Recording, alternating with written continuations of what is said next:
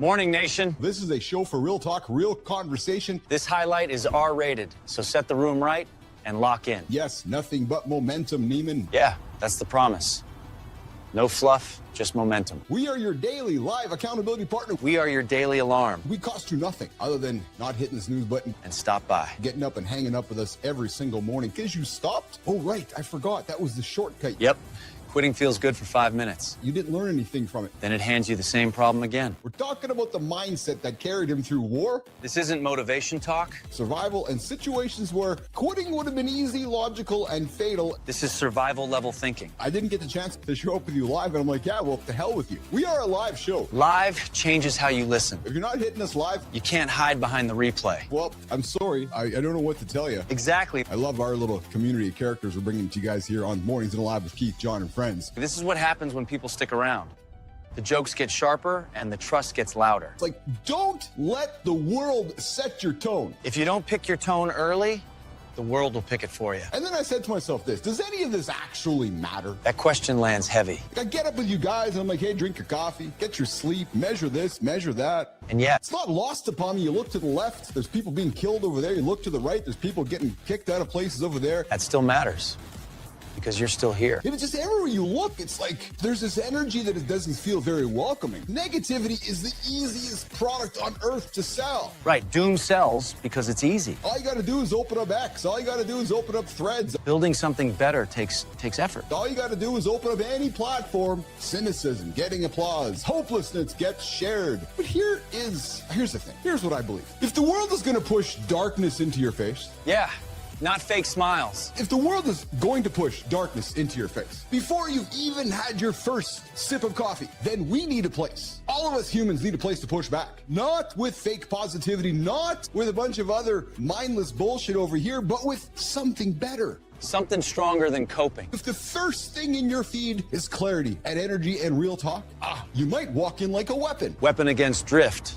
Not against people. But against the drift, against the apathy, against the slow death of becoming a spectator in your own fucking life. That distinction matters. I'm not starting my day with doom. Direction first changes everything. I'm starting my day with direction. Doom first wrecks your nervous system. Because in a world overflowing with negative energy, in a world overflowing with negative energy. This feels like a different corner of the internet. Nation, myself, and John, and the entire team here, we are building something different. You leave sharper, not heavier. We're building the place you come to remember. Yeah, that reminder hits. Because you're still in this, you're still capable, and today is still yours. Today is still yours if you act like it. So, when you get up today and you ask yourself, does all of this matter? It does matter. Now, nation, let's go win this morning. Like a young lady lost her life a couple days ago. That's brutal. For a fucking mindless reason. It's why example matters more than words. There's another guy whose life is all changed because he made a crazy decision. People copy what you live. The most powerful tool that we have, you, me, and everybody else in this fucker, is to lead by example. That's the responsibility. I mean, we have to question what's going on around us. Right, question everything. Yeah. We have to question what our leaders say. This is what we were told in the Constitution. Just don't turn your brain off in the process. Know your rules before you choose your ruler. That's a line worth keeping. I like that. Standards come first. But this motherfucker took a bunch of fucking rats. That story is dark. And had them in some sort of a cage where they could get unlimited nicotine. Unlimited access turns choice into a trap fast.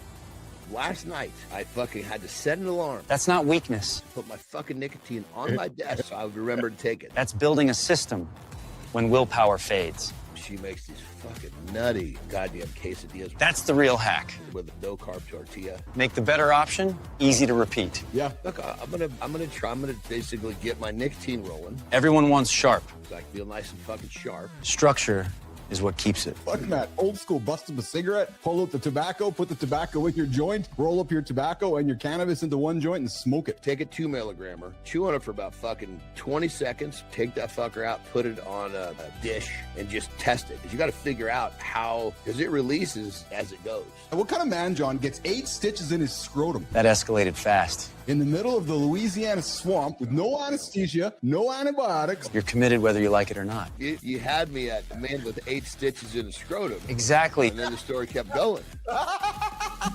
You think it's over? Like, oh, fuck, there's more to this? Then it gets worse. So people who discontinue popular weight loss medications, That's a warning shot. such as Wegovy and the ones we've been talking about forever, Warning shot. Johnny, they got research saying that when they take it, weight comes back 4 times faster. Tools don't replace habits. Motherfucker, I'm gonna fucking, now I know what you're capable of and try to kill me. So I'm gonna store more than you've ever seen before. And on top of that, you don't have the ability to run this metabolism very fast anymore. You're going to get back to your original weight. The body remembers. They found research within 1.5 to less than 2 years once you stop treatment. If life doesn't change, results don't stay. Hey, John, speaking of education and so forth, so have you heard of what's called the Overton effect, the Overton window? Yep.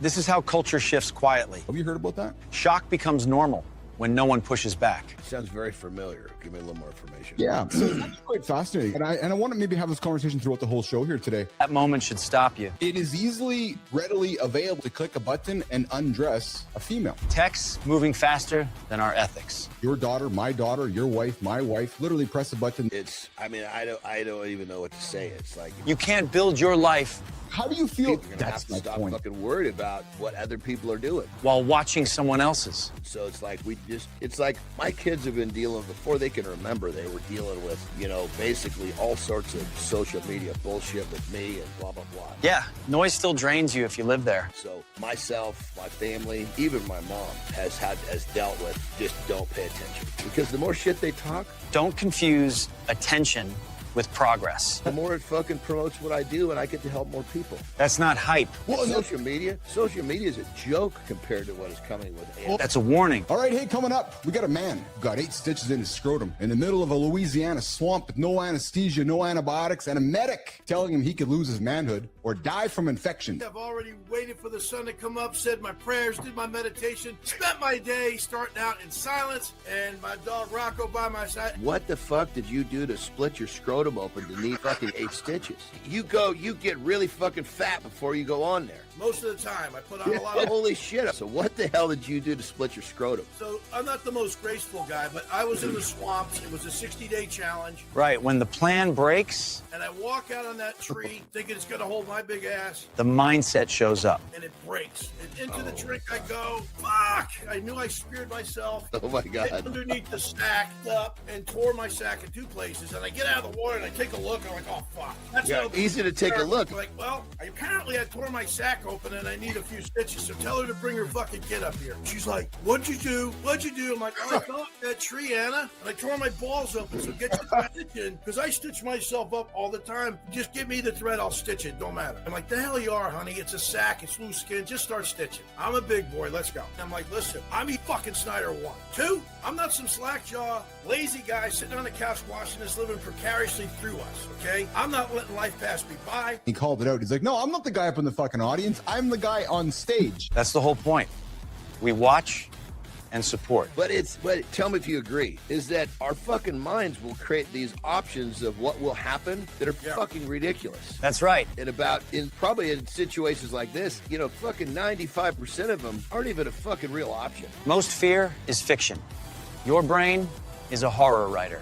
And you're right, John. And that's, this Naked Afraid experiment's very real. People think it's scripted. It's not scripted one iota. Yeah. And what I love about it is I get to go out there and test myself and show people that what I teach them really works. Calm under pressure is trained. But the blessing I have is in the military, we're trained and we condition ourselves to make critical life and death decisions in milliseconds. It's not luck. Germs aren't in fucking nature. Yeah. And you're right about that. And my theory on, like, when I get out there, I start eating dirt. I'm a Gen X guy. Got to drink garden hose and eat mud pies. I'll get a little bit of dirt. I'll get it in my system. That's real weight. I always tell people, the actions you take when you meet somebody or come in front of somebody or the words you speak could change or save their life. What you say can stay with someone forever. And what I mean by that is that we don't put ourselves in compartments. You're a man of faith. You're a strong man of faith. And you talked about that. And I want to welcome you to have that conversation with myself and John, because some people, when they come on the show, like, oh, can we talk about that? Or no, fuck, pardon me, let's talk about it. Put the spear down and pick up the staff of a shepherd, a sage, and start helping people get better. Like I take to nature to reach God. I don't need 4 walls in the church, because the Bible says when 2 or more are gathered, we're in church right now. God talks to me all the time. It's in signs, it's in animals, and it hits me. And so I The problem is I'm a spirit reader. I stay here and help people handle bad days. That's why survival is so important to me. So for me, that's a spiritual event. There was a big one-woman portal open. It was a time for manifestation for what you want for the year ahead. For the year number one, the horse is coming, the fire horse. He's a bullshit professor, DJ.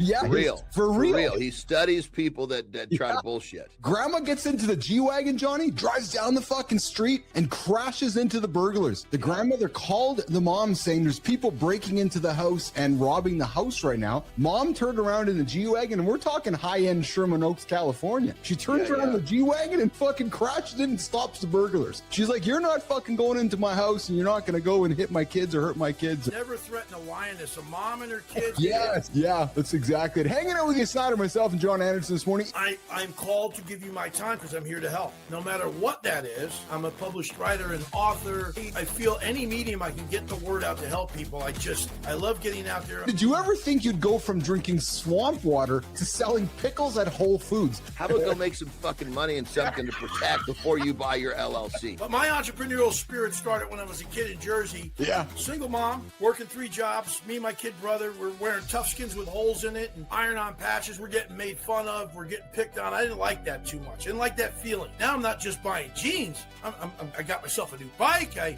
got kites. I can buy coats. And I go get deli barrel pickles as much as I want because I love the deli barrel pickles. Like, what the fuck up? Grandmama Mary's pickles suck. You know why they suck? Because they ain't never had one. You keep talking about it. Jason, you got a baby dream. I want to take over the pickle world. Let's go. We're talking pickles. We're talking surviving. We're talking stitching up nut sacks here this morning on Mornings and Live with Keith, John, and friends. That voice inside your head, that's your biggest enemy at this point because you're doing a bunch of shit that you weren't doing most of last year, probably most of the last few years. That fucking voice inside your head that gives you every fucking reason not to do what you need to do to get the job done, get what you want. So here's the thing. Name that motherfucker. That right there is self-leadership. So here's the tip. Name your voice. Name it, Tell it to fuck off. shut it down, And keep going. move anyway. I never lose. I either learn or I win. That's it. Because So, you never quit. Because they lose because they quit. I just teach physical survival traits. I try to get people to understand the survival mindset and apply it to life, not just the wilderness, but in your life and how you can get by that hurdle. So at least if I tore my sack and I tried, you know, failure is not trying. You've got to try. Yeah. And so at least if I tried, that's noble. People are like, what if the camera guy's up in front of you eating a cheeseburger? How would that make you feel? I'm like, I just ask him, hey, how's it taste? Good. Good. All right. And they say, aren't you hungry? I'm like, listen, if I don't eat, it's on me. Go fucking Exactly. look at the woods and find something crawling around and pick that fucker up and stick it in your mouth, for Christ's sake. Yeah, and that's the thing is that when you get good enough at something and you truly stick to it, people realize that you do it in the dark. You've been doing this when nobody can see. That's why you can do it when everybody's still watching. This, bad news doesn't get better with time. You just gotta, let's just put it out there and let's just keep moving forward because that can become an anchor. From the time we could fucking remember that, we learned to believe that we could do shit before we proved it was possible. I mean, I was just a fucking little fat kid with not a shred of fucking athletic talent, and I fucking end up living 3 dreams. As a little fat little boy, I always say, believe is a fucking skill. You have to practice believing, and when you practice anything, you get better. And when you believe, then you got a fucking shot. A lot of people ambush themselves too. They self-sabotage themselves. And I'm out there, I choose to stay positive. No matter how bad it gets, no matter how much rain comes on me, I'm shivering. People self-sabotage themselves and they feel that I'm like the scales and they start thinking, man, if I just go now, I can go get a cheeseburger. I'll get a cola. The ranger says no. He would rather die of hypothermia than to say he quit. Losses became my learning. Being in a fucking concentration camp and maintaining a positive position. Yeah. I mean, if that doesn't fucking display what we're all trying to achieve here, fuck it. We went from 0 stores in December 2024. In 1 year's time, we went from 0 to 68 stores, 10,000 jars produced with only 6 people. I live by the motto, I don't have to shovel sunshine. Well, like it or not, that's being a leader. Going first when it's messy is leadership. Going first when it's incomplete is leadership. Going first when you might be wrong is leadership. Because every time you mess up, you're teaching your team. You're teaching the people around you, teaching your relationships what truth costs in your world. Leadership isn't image management. No, leadership is trust. management. And trust doesn't come from never being wrong. Trust comes from what you do. So here's what I've learned. When a leader denies, when a leader walks away from something they've said, people don't just lose confidence in the leader, they start questioning reality. Denial makes you unreliable. Owning mistakes doesn't shrink your authority. No, owning mistakes purifies your authority. What mistake are you currently defending? That you should be owning. What conversation are you avoiding because you'd rather look right than be right? Guys, stop beating yourselves up. Practice relaxing into the fear instead of fighting it. Take action. Feel the fear in your body. Let it pass. Repeat. Let it pass. Repeat. Pick 3 things today. 3. 3 is enough. That you will not negotiate on. Maybe sleep. Maybe intentional family matters. Maybe lifting 3 times a week. Protect them daily. Maybe it's no phone in bed. Maybe it is having more life expectancy work with your partner. Whatever matters to you, do it. This week, if I did this every week, would I still respect myself? You can't change what you refuse to notice. So stay on top of the basics. Don't hit the snooze button. Do the small things you said you'd do. Don't negotiate with yourself when you already know the answer. Use the weekend to get ahead of yourself instead of catching up, because you don't need to overhaul your life. You just need to abandon it for 2 days. We're going to be talking about developing a real finish the race attitude, setting grounds, setting goals, overcoming obstacles, and following through when the excitement wears off. If you think that highlight was nuts, stay tuned for the upcoming show.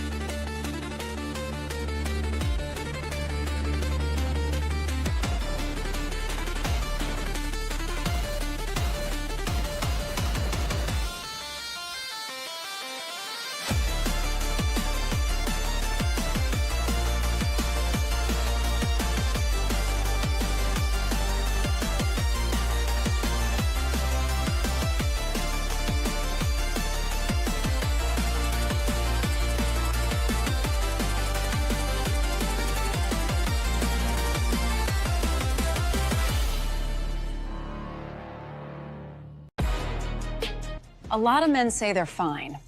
What they really mean is they're holding everything together. Inside, it's numbness, resentment, or shame. And you don't know who you could even say that to. Today, we name the emotions men carry in silence and show you how to stop them from owning you.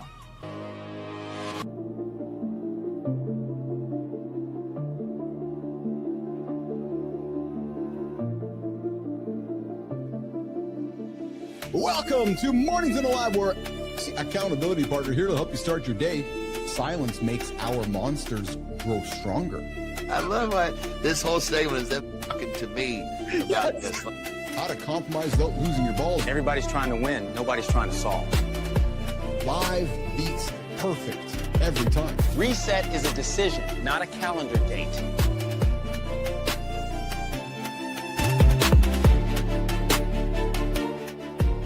Don't chase details, chase the lesson.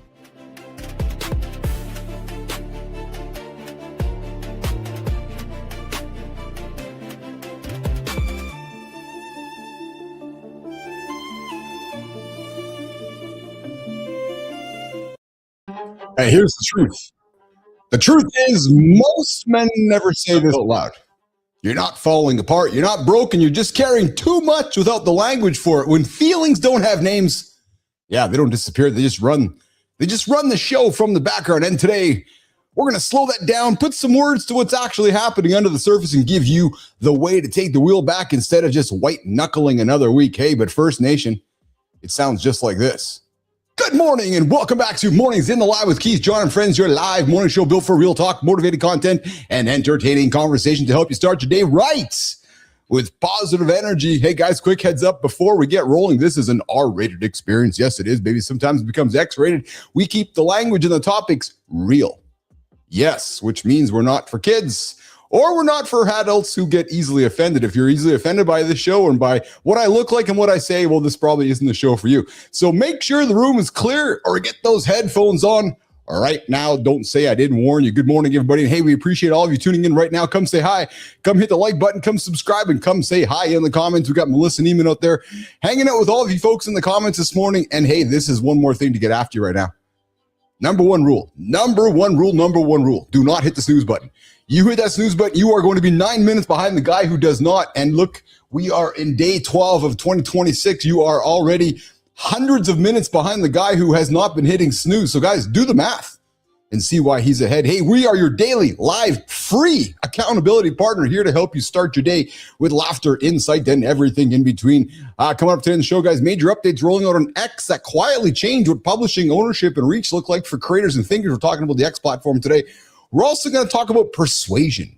Yes, and how to change anyone's mind, specifically why pushing harder with facts usually makes people dig in deeper, and what actually works when you want real change. And yeah, exactly. And yes, of course, we're going to talk about a story involving the Pentagon, butt plugs, and a sex shop. Hey, I don't make this shit up. I just deliver it for us to talk about it. And then the Curiosity Cache. Yes, we're moving center stage aside today for the Curiosity Cache. We are going to unpack. We are going to unpack some of the most famous laws in the world and why they stuck in the first place. And we're going to mess with your head just a little bit by asking a question that sounds simple, but absolutely is not. Actually, how many holes does the body actually have? Yeah, let's ask it again. How many holes does the human body really have? That's a fair question. Fair warning. You're going to think about it longer than you expect. We're going to get into that conversation later on in the show. Then we're going to dive into a deep dive. And this is the core of today's show. Inside Out, the movie Inside Out 3 is wrong. Not because emotions don't drive behavior, they do, but because the feelings that quietly destroy men are not the obvious, colorful ones. No, they're the numbness that looks like productivity, shame that hides behind perfection, and resentment that leaks into everything. Hopelessness that sounds like this is just how life is now. We're going to talk about that coming up on the show here today. And then today, we're going to name those states, explaining why they're so dangerous when left unexamined, and showing you how to interrupt them before they cost you your health, your marriage, or perhaps your future. And then we're going to follow up that conversation with something that is going to bring out some opinions. We're talking spanking. Yes, and not spanking our loved one's little hiney.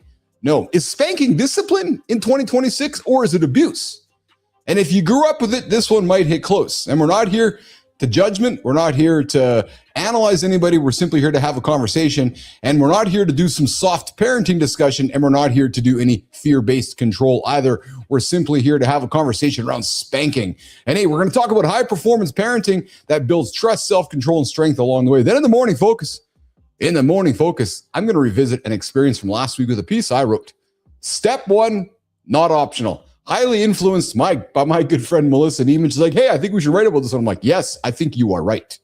I'm going to break down why teams, meetings, and leaders get frustrated when everyone is racing ahead without agreeing on the actual problem, and how skipping alignment kills momentum before it even starts. And finally, Maya Reyes is going to join us at the bottom of the hour in the community corner. We're going to take a run through YouTube, LinkedIn, and Substack around emotional regulation for men and what happens when you don't do the internal work, how the emotions linked into leadership and relationships, and how small, honest check-ins become the difference between control and collapse.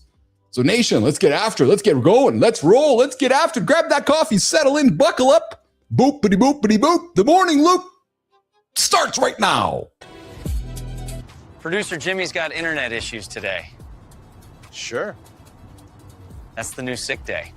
I think it's code for longevity work. Cold plunge, red light, hiding from responsibility. No judgment, Jimmy. But nation, you're stuck with Jericho and Melissa today. Pray for the buttons. So if anything breaks, still blame producer Jimmy. It's tradition. It's spiritual. Full house today. Let's have some fun, nation. Chief, what are we tackling first?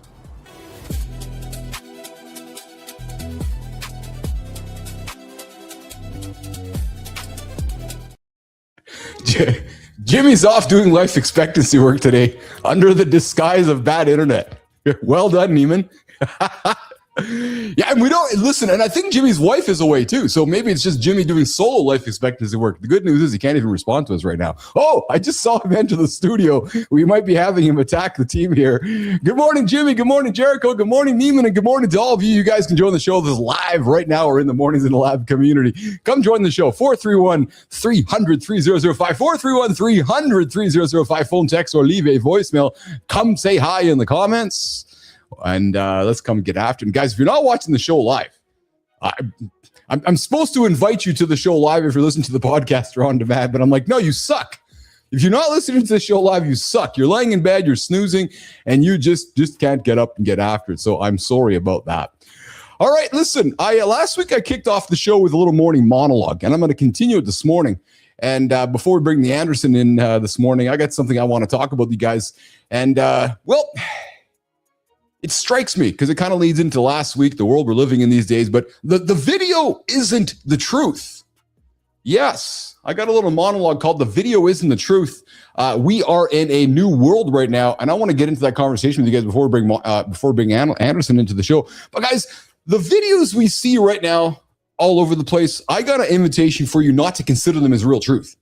Because the news doesn't arrive as a headline. It arrives as a video these days. And the wild part, we all use and we all see the same clip, the same angle, the same 10 seconds, the same chaos, but we walk away with it with 10 different truths. Think about that. We all watch the same video, yet we all leave the video with our own different truths. So here's the question we have to ask ourselves. What's the role of a live morning show in 2026? What's going on, Exceptional Bushy? The feelings in my pants really destroy me. I love that, Exceptional. But here's the thing. What is the role of a live morning show in 2026? Not to pretend that we're hard news. No, this is not a hard news show. Nope. Not to cosplay that we're your journalists. No, I am not Anderson Cooper in disguise. And not to break anything. Our role, Keith, John, Marty's role, our role is to the place that you go after you've seen it. Seen what? Seen the video. Seen the video from over there, seen the video from over there, seen the video from over there. Our place is the place you come to discuss the video. When your brain is buzzing, your feet is screaming, and you're thinking, okay, well, what the hell did I actually just watch? Did I just get manipulated, or am I reaching, or am I understanding? Because right now, the internet has two speeds: instant outrage or zero verification. Third speed's around the corner. It's not real. It's AI. Is it AI? Is it real? I'm not really sure what it is. So most people don't have time, especially at 8 a.m. to do visual forensics, read live sources, read 5 sources, cross-check the internet, ask a lot of questions. So they just see the headline and assume, Neiman, that it's the truth. So what do we do here? We built something different. Yes. Mornings in the Lab is a home for trustworthy conversations. And not truth as in we have the truth. No, fuck that. This is not my truth, Neiman's truth, Johnny's truth. Truth as in we're willing to do the work for you to get closer to it. Again, not some hard journalism lab at all. No, we're just the ones to ask the right questions, to ask the tough questions. We're a place where you can say, here's what I saw. Here's what I think it means. And here's what I'm not sure about. I don't care whether I'm wearing red underwear, blue underwear, green underwear, what color of underwear I'm wearing. It doesn't really matter. I'm not sure what it is about. Here's what I might be missing. Hey, Johnny, what's going on over there? Hey, Keith, what am I willing to change my mind on based upon what I'm seeing? And that last part, well, that's the whole game. Because the feed rewards certainty, but reality, well, it rewards curiosity. And we are here not. Keith and John are not here to tell you what to believe. No, that's not our rules. We're here to help you think out loud with people you trust in real time, or people that you're curious about in real time, maybe opposing views. while the rest of the world is just reposting clips, picking teams, assuming the headlines are always correct. So this is the promise. Come hang out with us every single morning, live 8 o'clock Eastern time. Come in with your messy thoughts. Come in with your hot takes. Tell me what you think. Come in with your doubt. Doubt me. Doubt John. Challenge us. And then we're going to turn that into something better. A conversation that gives you clarity. Clarity instead of cortisol. The world has enough cortisol on every platform you go to. So when everybody has seen the same videos, the service isn't the video. The service is the room, a place where you can talk through what you saw, what you believe, what you want to believe, and what actually might be true. That's what we do every morning here on Mornings in the Lab with Keith, John, and friends. Not hard news, but a real hard commitment to being honest, grounded, and real. So before we bring the big dog in, I see him back there patiently waiting. Let me ask you straight up right now. What did you see this last week that you're still trying to make sense of? I want to hear from you. Bring it to the comments and bring it to the lab.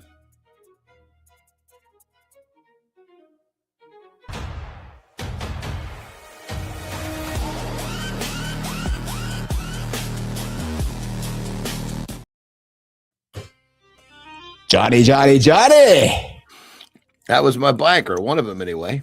Yeah. Yeah, is that true? Literally, that's the CRF 450. Yeah. That's Look at that. Somebody's doing their homework on the team. Fucking pulling out the right wheels for Andersen today. Yeah, that was literally my bike, too. I got 2 of those, actually. How are you, man? Good to see you here this morning. I was so excited. So excited to see you here this morning. Catch up with you. We'll do a little weekly weekend roundup. How was the last 22 hours without the handsome chief in your world? I had a different handsome chief in my world. Oh, he's 5 years old. Oh, yes, you did. You had your grandson. That is awesome, man. How was that, brother? How was that? It was good. We definitely. Did he keep you active? Oh yeah. Well, one of the things that's really we kind of realize is our duty is because I remember. I mean, our daughter. It's her first kid.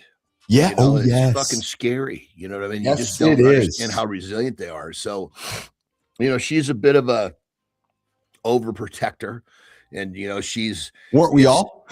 Yeah, totally. And she's just doing the fucking best she can. But in that, it's like if he falls down, she reacts, and then he reacts because she reacts. Yeah, yes. And so falling down is this fucking huge ordeal. It's like, no, get chain up. Reaction. Yeah. And so anyway, like normally he doesn't like motorcycle starts, he fucking runs because he had a bad experience where he was standing close to one to start. It was really fucking loud. Yeah. And it scared him. You know what I mean? Yeah. Anyway, so yesterday we actually got him for the first time. We actually got him on the quad. So I took him for a little ride on the quad, which is really cool. Dude, that's awesome. That's awesome. Yeah. And then we actually got with a hot tub. We don't put him in the pool. Obviously, it's fucking freezing right now. Mm-hmm, but before he was like really weird about, they're going underwater is kind of a tough thing. You can't breathe, and anytime he's anytime he slips and he puts his head in the water, she yells, "Are you okay? Can you breathe?" And of course. So we got him all these little colorful diving. You throw them supposed to put them in the pool. Totally. Put him in the hot tub. Yes. He would go down to the bottom and pull up 4 or 5 of these things at a time now. Yeah. And so we were sending videos to our daughter. She was just like, "Oh my God, this is so what he needs." So it's like really wonderful just to be a part of that again. The innocence of that, eh? Yes, exactly. Wonderful to be a part of that. The innocence of watching a young child, let's just call it out. A young child swim to the bottom of the pool to grab a little white stick or red stick. Like as simple as that, and such joy in that moment, isn't it, Johnny? Like seriously, like such. Well, because he comes up. Yeah, I did it. Yes, yeah. It was like monumental, and then we get to live through that with him. Yeah, that's awesome. That's awesome. Well, let's get into it, man, because I think this is a good segue, brother. We're gonna, it's just you and I here today. We got no guests here today. Marty was gonna join us. I woke up to a wonderful, warm, kind message from my brother. He said, "I'll be on the show with you guys today." I was all excited, and then he just sent me a note. His brother, his client came up. I'm not gonna make it. So love you, brother. So it's Keith and John here show to hanging out with us today, dude. I hung out with EJ Snyder on Friday for a little bit. EJ. Oh yeah, he and I were texting over the weekend. He's full I'm energy, not boy. surprised. Jesus Christ. Yeah, he's full energy. Oh my God. Dude, that might be the understatement of 2026. I think if you put Keith and John's energy into a bucket, I still don't think that we could match his energy. Dude, I'm telling you, man, I had him, and he's like, okay, I want to come back. I'm like, yeah. He goes, at least 2-3 times before March. I'm like, what? He goes, yeah, I want to come back 2-3 times. And then I want to start my own show with you guys in March. He's like, I've been pitched all these things by every podcast show on the planet, but I want to do a show with you and John because you guys are doing it right. I'm like, all right. He just was going after it, man. He's funny, dude. What a kind young man, though. What a kind man. Yeah, he's a cool. It was really trippy because he's talking, and I'm like, fuck, I recognize this voice, right? Who is this guy? Yes. I was like, God damn it. I'm like, dots are trying to connect here. And I'm like, shitting my pants. But keep in mind, I mean, I haven't watched that type of television in a fucking long time. So, well, yeah. There's really nothing for me. I mean, I don't learn. I'm not a survivalist, so I'm not learning by watching Naked Afraid. Yes. I'm like, avoiding my fucking what I should be doing. Naked Afraid. I know. And then, brother, you're gonna laugh at this one. It's Friday evening. I'm about to wind down for the night, and our brother from a different mother, John Petrocelli, who's over on East Coast time, right? I'm just winding down, and I get a text out of the blue. Remember how we were talking about life expectancy work? You remember he was going with his wife? He sends me a note. Thanks in advance for your prayers. And he sends me an image of the symphony orchestra of the what do you call it? The program. He sends just a note out of the blue with the image. Thanks in advance for your prayers, because he had to go to the symphony with his wife on Friday. Dude, crazy enough. You know how many fucking God, what I'm having a what's going on, Petro? Pavarotti. What's Pavarotti? Yeah. What is he? He's a opera dude. Opera. There we go. Yes. I've been to so many fucking operas, dude. Come on. Come on. You have? Yeah. I mean, it was part of me being cultured. No, my parents would bring me. We used to go to like fucking full blown, like really cool, like plays and stuff. Like West Side Stories type stuff, and it was, of course, I'm always pissing and moaning, oh God, I don't want to do this, and then I get there and these fucking things are just amazing. They are. I will agree. So I've been to a few in my lifetime too, and you're right. Getting to them, it's like pulling teeth. And then even Petro, I just say, what's going on, Petro? Love you, brother. Charlotte Symphony was actually not so bad, he says. So, he's right. I've been there too. You just got to get there. You got to get there. It's like getting warmed up in a workout when you're fucking feeling achy. 100%. And then our other brother from the mother, Matt Roof's coming here. Opera is awesome. Matty Roof lost a loved one on the weekend there, Johnny. Oh shit.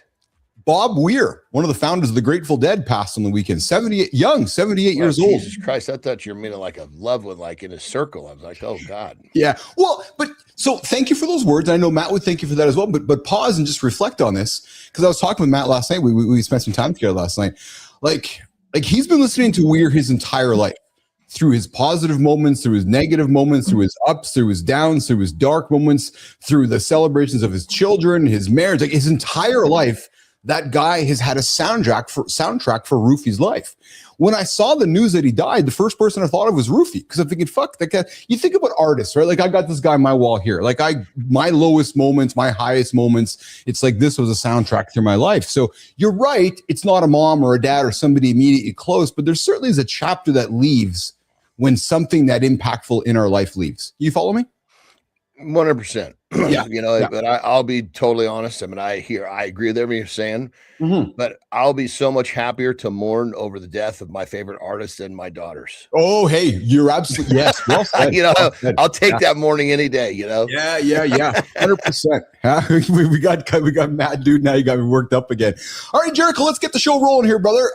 Yesterday was the Golden Globe Awards. Jericho, I do not know if we have an opener for this one, Jericho. If we do, let's run it. Just cut me off and run it. If not, we're going to get into our trending topic this morning, which is last thing was the Golden Globes, and I just bring it up because Keith and John typically don't talk Golden Globes, but Johnny, the guy who won one of the big awards last night was because of advice that Timothee Chalamet's dad gave him. And Timothee Chalamet won a Golden Globe last night at the awards, and the advice was simple, and I think you'll love this, man. And it's so great because you spent time with your grandson this weekend too. My dad instilled in me a spirit of gratitude growing up. Always be grateful for what you have, Chalamet said. The mindset is what let him leave past ceremonies empty-handed. So when he got on stage, you know, his core message, Johnny, was that my dad instilled in me a spirit of gratitude. Always be grateful. I know it sounds so simple and so cliche, but again, you know, that's kind of, you know, we both know the simple things work in life. The power of that simple message, like seriously, gratitude. We talk about it daily on this show. It's powerful shit, brother. Yeah. You know, yeah. There's no other way to look at it. I mean, from the standpoint of, I try to help people understand the power of it, because it'll promote your brain to give you a chemical. Well, that will change your state. Yes. Yeah. And what's like when you think of drug addicts will take a drug to change their state. Now, that's not a good change of state, of course. Good analogy, though. Sure. But the point is, that's how powerful. Everybody knows how powerful drugs are, chemicals are. Yes. Well, you have the best fucking chemist in the fucking planet living right there. It's just, are you asking the evil chemist or the good chemist to work for you? Yes. Yeah. I also liked what his dad told him, John. And I'll be honest with you, you reminded me of this several months back when we were growing, as we've been growing the show. And I articulated some words incorrectly, where it's like, you know, and I used the words I remember, and I love you, man, because you called me out and you corrected me on. I'm like, man, we deserve a bigger audience with this great show. And you're like, no, we don't deserve anything. I'm like, fuck, you're right. No, I love that, because exactly what Chalamet's dad said to him, you don't deserve anything.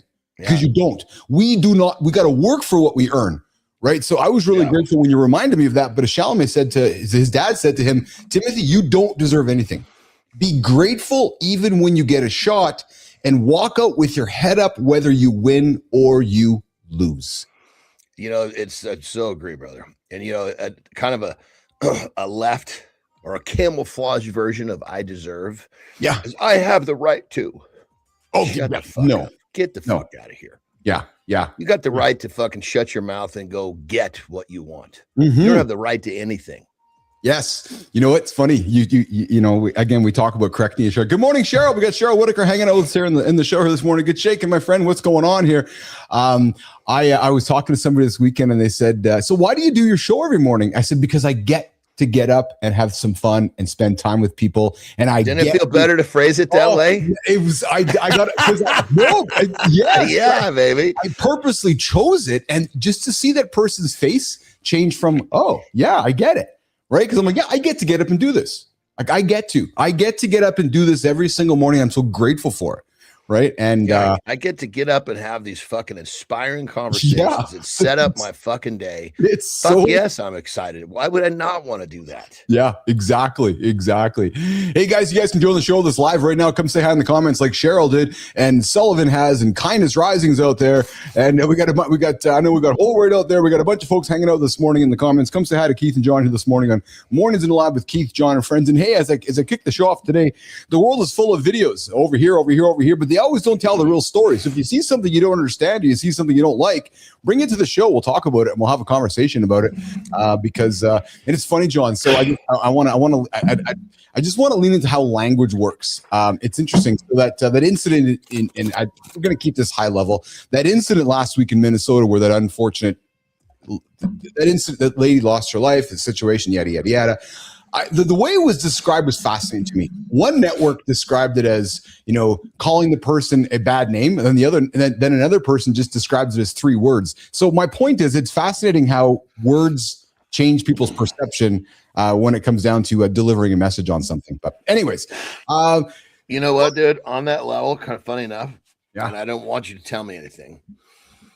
I purposely avoided understanding or wanting to ask questions about what the fuck happened with that, because I knew there was no fucking upside. There's none at all. Nope, none at all. Yeah, and I was like, why do I want to pollute my brain with a bunch of shit that, unfortunately, I'm already doing everything I can to help those situations not happen. Yeah, I'm fully vested in what I'm doing. Yeah, and it's hearing this tragic story. All it's going to do is fuck my heart up. Why? Yeah. Yeah. So, you know, it's funny you say it. So I've been really purposeful at the same thing. So I recognize with our show, we have a sense of responsibility, and I spoke about it. I spoke about that incident with some incorrect terms on Thursday. Friday, I corrected myself and move on with it. Right. And I got no, my lawyer taught me this, and I've said it to you before. If there's nothing to say, they move the conversation forward. What's the point of saying it? Like, there's nothing to say. Like, there's nothing to say, but throwing a turd does not help. Okay, what? So the shit on the wall now? Great. Now who's going to clean it up? Like, there's actually no point in it. But I'll tell you what there's a point in. And you and I knew this was coming. We grew up watching sports, and I just have been wondering when this was going to happen. But the NBA, Johnny, breaking news this morning, NBA is actively working with FIBA to launch a separate NBA-backed European league starting next year. So NBA Europe, NBA America, and then the plan will be over time to have a World Cup world champion between Europe and between the United States. And I'll tell you right now, NFL try that though. You're bang on. Yeah. The NFL. But there's only one. I mean, granted, there's a lot of good dudes that are right on the cusp of making it. But you take all those cuspers, and you put them on another fucking team. They still don't hold a candle to the ones that are above the cusp. Yes.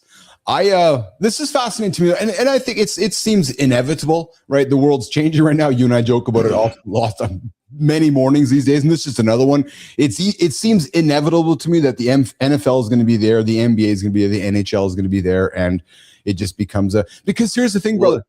We got to make more money, and we can only cap out so much money here in North America. We got to go find more money, right? So always got to go find more money. Go ahead. What I love about it is that much more opportunity for people that are still trying to chase their dreams. Yes, I love that too. That's the cool thing about it. Yeah, that's a good point. It's beautiful because every once in a while you'll hear a guy who pops up, and fucking Tom Brady, who's now an announcer, is talking about this guy. He had to go all the way to the European leagues, which is NFL Europe, but then usually they go to Canada, and then they make it You're here. Right. Yeah. But every once in a while, if there wasn't that European league, where would he have gone? True. Possibly arena, but they're weird about arena because they're not really playing football. It's like, I think it's a great step for people that want to continue to chase. I think so too. Absolutely. So I found something which is funny for today's show as well. And again, I don't make the news. I just deliver it for us to talk about. John, this weekend, the Pentagon sent a note to a Canadian sex shop to stop sending butt plugs to our troops. What?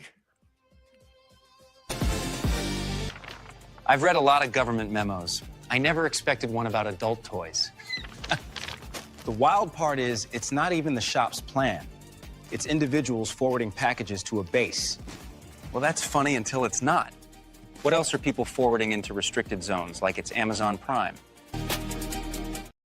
A Toronto-based online sex shop called Bonjabon says it received 2 formal letters from the U.S. Department of Defense telling them to stop sending butt plugs to our base in Bahrain.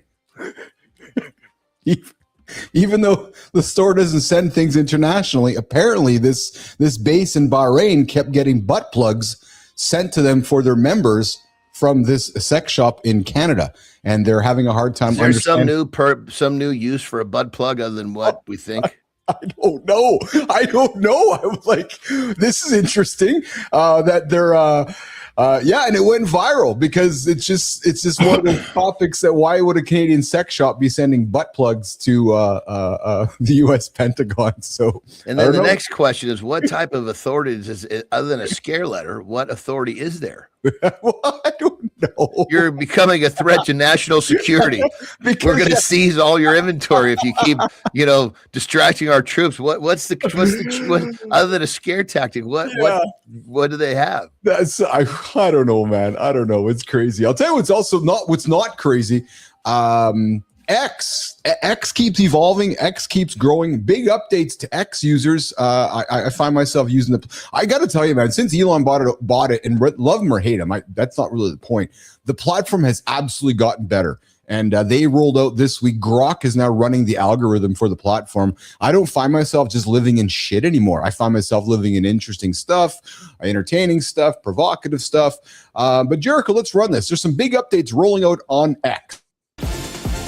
X is making articles a premium thing now.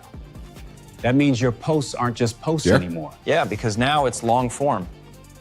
It's searchable. Your quick take can follow you for years. So are we about to get smarter content or louder essays? Because the wrong people just got a bigger microphone.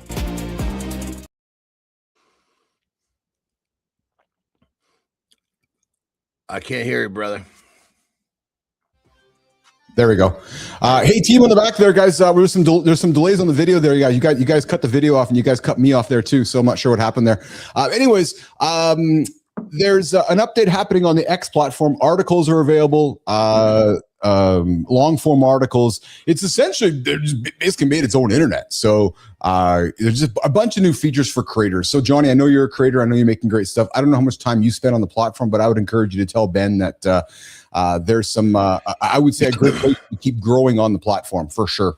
For sure. Are you spending much time on it? Is Ben doing much for you there? I mean, we post there, but it's definitely not one of our thriving platforms. Interesting. Yeah, it certainly is growing for us here on the Mornings in the Lab Network. There's certainly, there's certainly seems to be much more attention, and it seems to be the place where deep thinking, blogs, research, full ideas come to life. But the articles I like, Johnny. So you're, especially for the stuff you do, what you might want to consider doing is publishing articles on X, because then all the search platforms, including Grok, will index it. So I know you're an expert in peptides and the things you speak of. I think we might have to pivot a little bit, because that was, I think, God damn, that was like one of my first social media platforms. So it was primarily a wrestling audience. Okay. I was wrestling at the time when I started.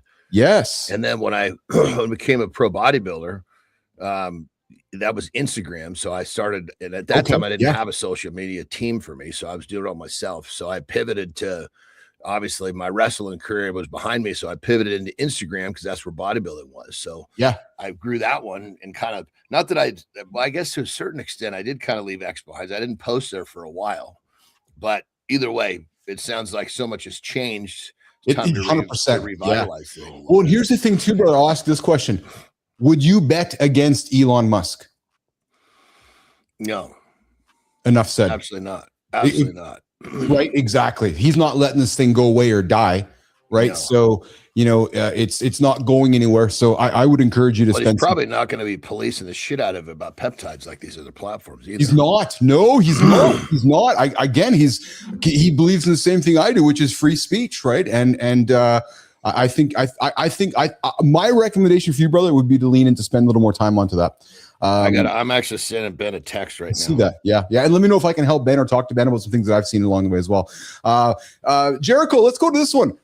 We've had this one on the table for a couple of days, but I haven't had a chance to get to it, and I thought this was pretty cool. But Wharton professor Jonah Berger explains why pushing people doesn't work, how to change anyone's mind without saying a word.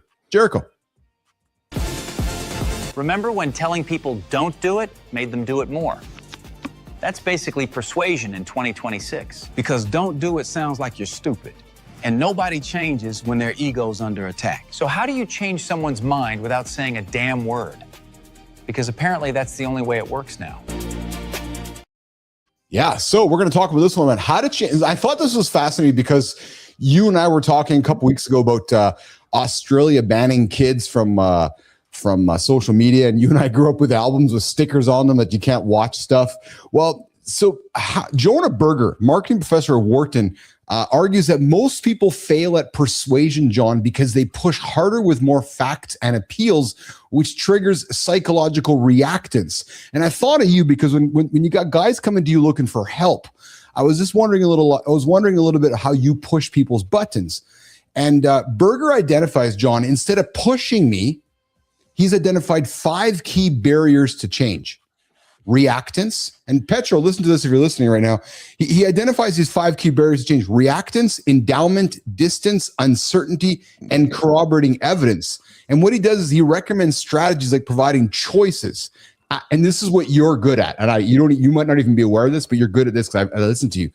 He says, ask questions rather than telling, and start with small requests to help people persuade themselves. And I'll lean that in. You simplify something so small that a person doesn't have a chance to make it go big. So when I think about how you get after it, you ask, and then you strip it right down to its simplest thing. Do you follow me? Mm-hmm. For sure. Yeah. There's so many, it sounds like there's so many different parts to unpack here, but I would say, I think when it comes down to it, people want to make a choice to purchase. They don't want to feel like they're forced to buy. And if you can operate with that as kind of a foundation, The rules of the game are different. But if you break those rules, now you got a problem. Well, I shouldn't say a problem. You're just fucking you're climbing a much steeper hill. Well, listen to this. The backfire effect with this, because you can see this. The backfire effect is powerful. When Procter and Gamble asked people not to eat Tide pods, like Tide cleaning pods, not to eat Tide pods during the 2018 viral challenge. Hold on. What the fuck? What's a cleaning pod? A Tide pod is what you put inside. So in the old days, we'd put detergent into the people are eating those. Exactly. So people were told. Well, hold on. Why? Let me get to the point, motherfucker. So people were told not to eat them. What happens was that search results went up saying, "How can I eat them?" It's like, don't listen to Judas Priest, don't listen to Ozzy Osbourne, don't do this, don't do that. What do we want to do, John? Dude, there's no such thing as bad publicity. Right? And Petra comes in. If somebody says something that you said, even if it's wrong, it's in more people's ears. It's unfortunate. I mean, it's crazy, but I mean, I still want to know why people are eating fucking soap. Well, hey, did your mom growing up ever say to you, "Johnny, you swore one more time, I'm going to wash your mouth out with soap"? Well, no, I actually ate one of them. I mean, it was long before a pod, but I actually fucking ate something similar thinking it was fucking candy. Yeah, my Aunt Willetta, she was known as like the candy ant. Fucking candy jars everywhere. Everywhere. Fuck, dude. So, I mean, I swear to Christ, there was not a room in her house that didn't have some jar. They love candy. Yeah. And so, of course, I'm always looking for the rooms where nobody's in there, so I can just fucking bulldog the fucking jar. And all I'm doing is I'm running downstairs to go through the basement to get to the backyard for some fucking reason. And I'm running by the washer and dryer, and whoa, what do I see? A big fucking jar of candy up there. Well, what they were like look like little flowers of some sort, yes. Like very colorful. I was like, fuck, that's gonna taste good. Put that fucker in my mouth, and I'm running, and I'm like literally just mid-flight, just fucking popped it all up. I mean, it was like somebody might have just fucking kicked me in the gut. It came out so fast. I'm giggling because I can just see little fat John looking for something to eat. Oh, that looks good to eat. I'm gonna go eat that. Yeah, and I was like, I'm in fucking deep trouble now. So I'm not supposed to be running around raiding the candy things. When they found it, they're like, "So how did that one taste?" I'm like, yeah. This is what you get for doing what you're not supposed to do. Petro says that Jonah Berger is right. Persuasion is as much about reducing resistance as it is providing a new direction. So when I think about you, Keith, here's how I'm going to help you achieve your goals. When you get up in the morning, your simple task is to put your shoes on. There's no resistance to getting out of the house, no resistance to going to the gym. So you think about that, right? So that's so the persuasion for me is that's all I got to do, John. That's it, man. There's no more. What do you mean? That's it. Just do that for a few days in a row. Okay. Right. So instead of saying you got to do this, you got to do this, you got to do this, you got to do this, you've removed it all. You've given me one choice, put my shoes on. I'm more than likely going to do it. Dude, that put the shoes on thing is got to be like one of the most home run fucking statements I've given you in a long time. You've been bringing that up a lot, dude. That must have pushed a perfect button. Well, because I just think it makes so much sense that a lot of people. It's such a simple thing that it's like I can't draw an analogy right now, but it is so simple because when your shoes are on, you're not going to go lay in bed with your shoes on. Like you're not going to go lay on your couch with your shoes on. That's an interesting point. I never thought of. You're not going to lay back in bed with your shoes on. No, you're not. Like, once your shoes are on, what are you going to do? I suppose we're not, but that may be questionable for some. Yeah. Well, and then Petra comes back. Another good one is you're not going to believe this, but because that's a good hook. You're not going to believe this, but you're not going to believe this one. But Johnny, I found a guy who did a really cool. Jericho, let's run this epic spot here, man. I always like doing these things with you because I like to learn with you. But there's a gentleman here doing a Turkish getup. Check this out, man. And it's huge. Let's see this here. This guy's doing a 255-pound Turkish getup, Johnny. Watch this. That's massive. That is massive. With a bar, not a fucking kettlebell, a bar. I know. Massive amount of balancing. Just with a bar period would be a challenge. Looks like he might have an axle too. Fuck, is that an axle on top of it? Which means it's a fat grip. So Guinness World Record. This was Michael. Just right there from there up is massive. Look at that, bro. He did that all front-legged too. Holy shit. Jericho, let's run this again. I want Johnny to break it down because I got some questions for Johnny as he's running it. Oh, he has to go down too. Yeah, he's got to go back to where he started. Oh, I thought you just had to get up. So I mean, realistically, that's the hardest part. Going down is a negative, it's control, but still, you're. Look how his legs work. Like I was watching it because I was really paying attention. Like look how his legs work. Like that's just fascinating to me how he does that. The balance. Like so that's John. That's 255 pounds, and that was a Guinness World Record with that. Yeah, I mean, ultimately, that is the first thing. Anybody that thinks they want to go try this, work on your flexibility first. Because if you're not on the flexibility, this is going to be like way out of what's going to seem possible. That's the first step. There's some days I'll do a 35 pound or a 45 pound Turkish get up. Never mind 255 pounds. Oh, dude. Yeah, for sure. That's impressive. I'll tell you what's also impressive. I'm going to have some laughter with you coming up here now. You're going to love this one. You and I have seen too many folks that like to argue with people on the internet. That's why I love you. Because you're like, fuck that. I'm not spending any time arguing with people on the internet. Well, I found. But I love them. Keep throwing turds, baby. I know. Please. Yes. Jericho, let's run this, man. Remember this video the next time you're arguing with someone on the internet. Jericho, let's run this one, man. Best ways to drain people's energy nowadays is via the internet. This woman is a astrophysicist. Actually, this is not how space works. Read a book. Look. Now I just wait for the comments to come in. Hey, can you mansplain any louder? Yeah, sure. These are all different accounts that I have set up. The energy you get this way isn't quite as pure, but if you do enough of it, it'll fill you up. Shanghai sucked. Where was the Chinatown? Jason Mraz is just too weird for me. Jesus actually hates horses. Childhood obesity. All right, Jericho, let's kill it. So, Johnny, that's what these fuckers look like behind the scenes. Some of them, yeah. And that's what we often forget, right? Is that I swear to God, I swear to God, my team has picked out so many fucking. And that's what they have certain things they look for. Before they block one. Yes, they can start to identify these two handles are saying the same shit, like same vocabulary, which means it's the same person. Done. It's true, 100%. Well, I shouldn't say that.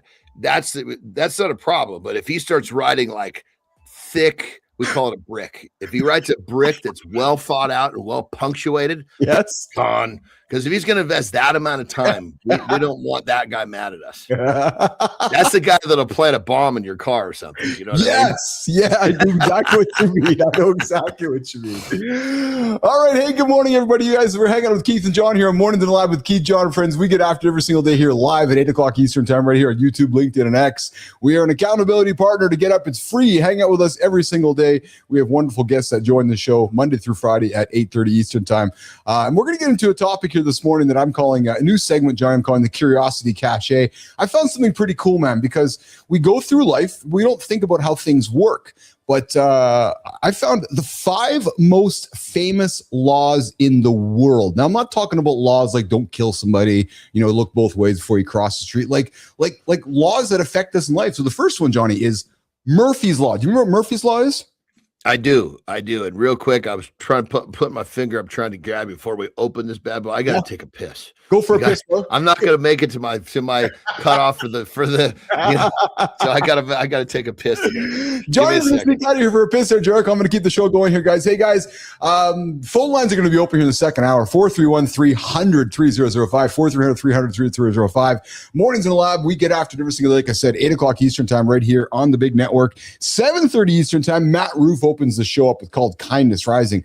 If you guys missed him today, Matt was talking about the death of Bob Weir. If you're Grateful Dead, folks, Matt is a massive fan. I know Matt dug into some great stuff here this morning with Bob Weir and so forth. So I invite you guys to go check that out. Cheryl Whitaker's got her show launching in a couple weeks here. It's called It Starts With Joy, live right here on the Mornings in the Lab live network. It's going to go at 8:30 Eastern time, competing with Keith and John. What the hell is she doing, man? She's going to be on the same time as us. My God.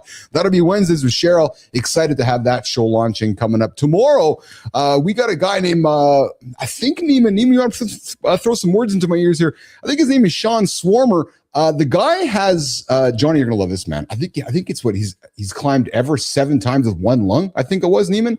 The guy has one lung. He's accomplished. Here's the thing. The guy we're going to meet tomorrow is this.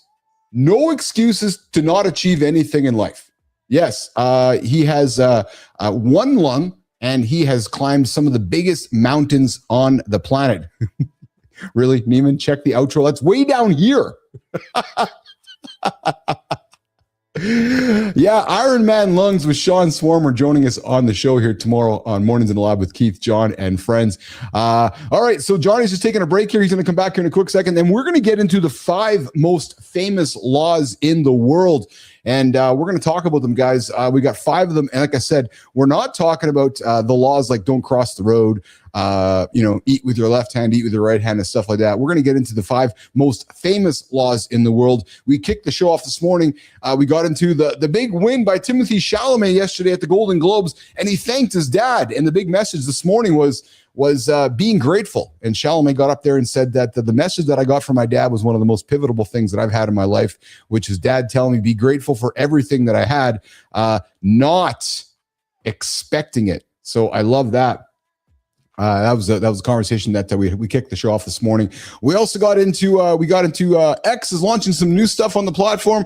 NBA Europe is the real world champion about to be crowned. They're launching a brand new league coming up in the NBA Europe is coming up. But like I said, tomorrow, Sean Swarmer will join us. He survived terminal cancer twice. Sullivan, the guy survived terminal cancer twice. The guy was given 14 days to live, and then more than a decade later, Sean Swarmer climbed Everest with one lung.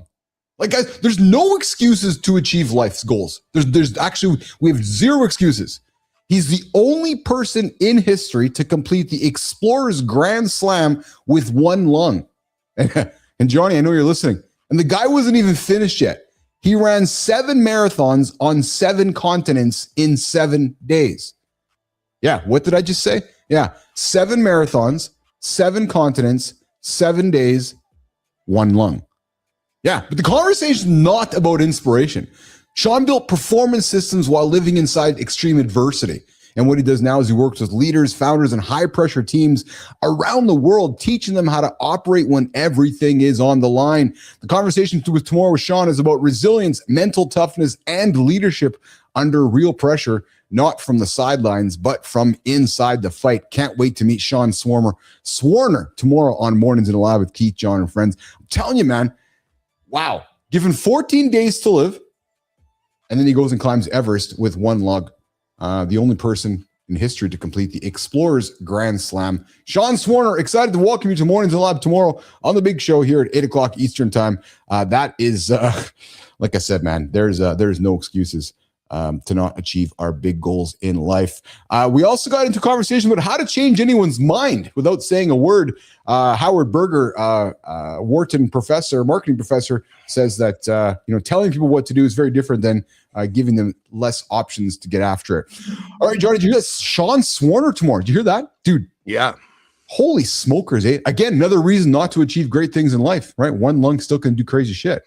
Right, dude, no excuses. I've heard of a lot of people doing a lot of crazy shit with one lung. Yes, Yep. No excuses, no excuses, no excuses. All right, let's get into the 5 most famous laws in the world. And it's funny because I don't think we think about much of these things, but they're such a big part of the world. Johnny, you first. The Murphy's Law. What does it mean? Well, I was going to say, unfortunately, I'm hoping I'm wrong.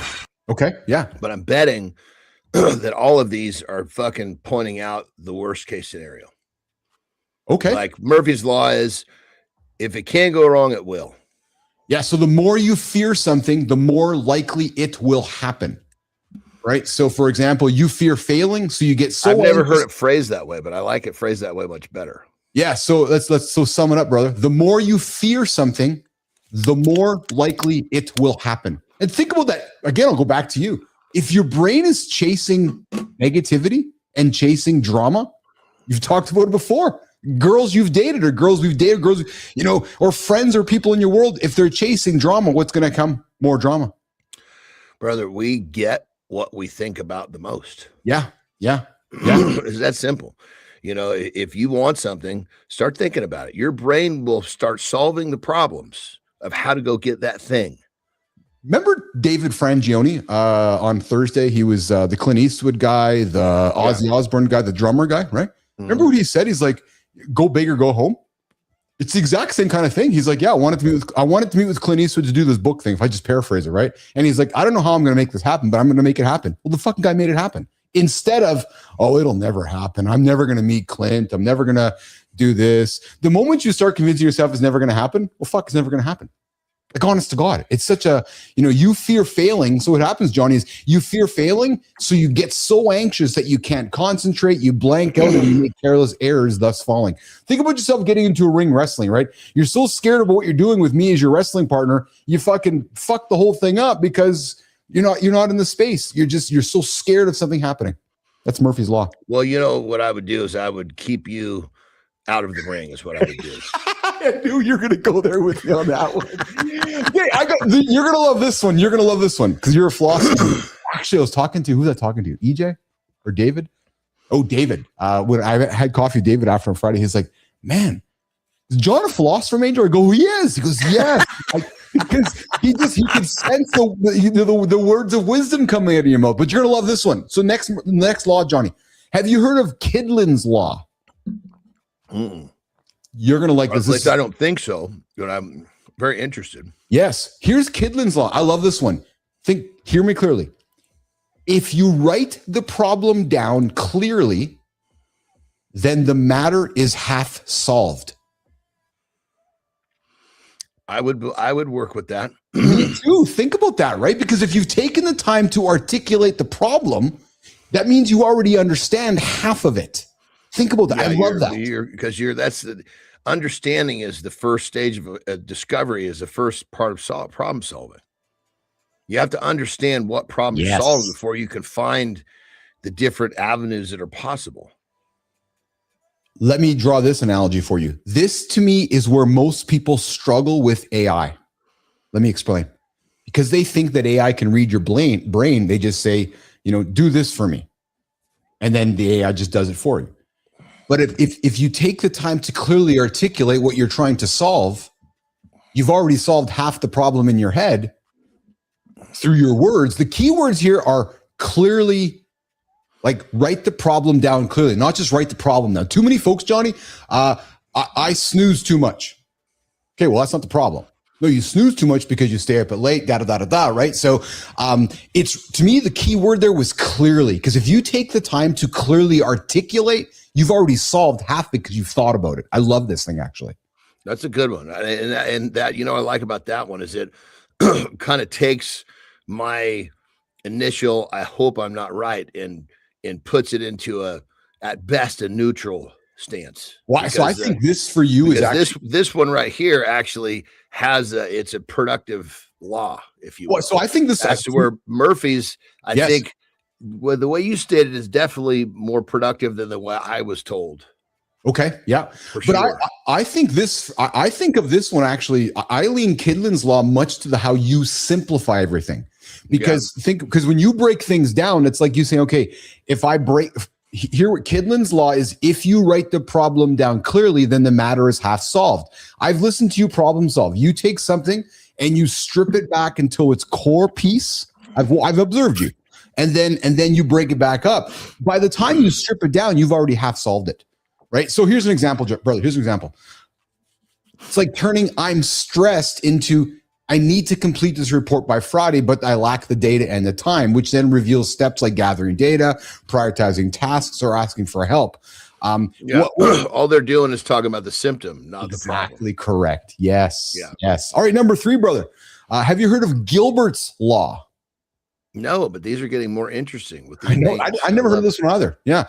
So Gilbert's Law is this: when you take on a task, finding the best ways to achieve the desired result is always your responsibility. It means that once you accept the responsibility, The burden of figuring out how to execute it effectively falls entirely on you, Andersen, regardless of whether you were given clear instructions. So that's Gilbert's law. So I have said, no, you've put your hand up to take on the task. You've, as a leader, you're like, I'm taking it on. You've now assumed the responsibility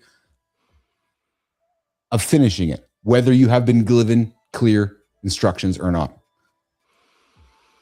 I mean, if you're the type of person that will accept accountability and actually do something with it, yes.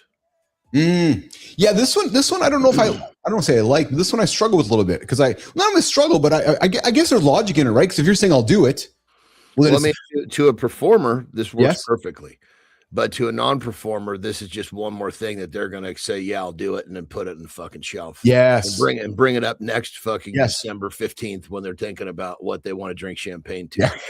Yeah. Yes. Wilson's law, number 4 in our 5 laws that we live with every single day. If you prioritize knowledge and intelligence, money will continue to come. Say again. If you prioritize knowledge and intelligence, money will continue to come. Guaranteed. Yep. I was like, I think if I heard that correctly, that's fucking so on the money. It's just people.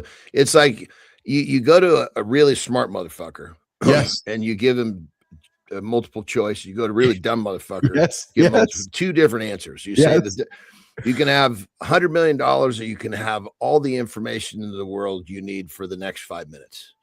The dumb motherfucker says, "Give me the money." Yeah, it's true.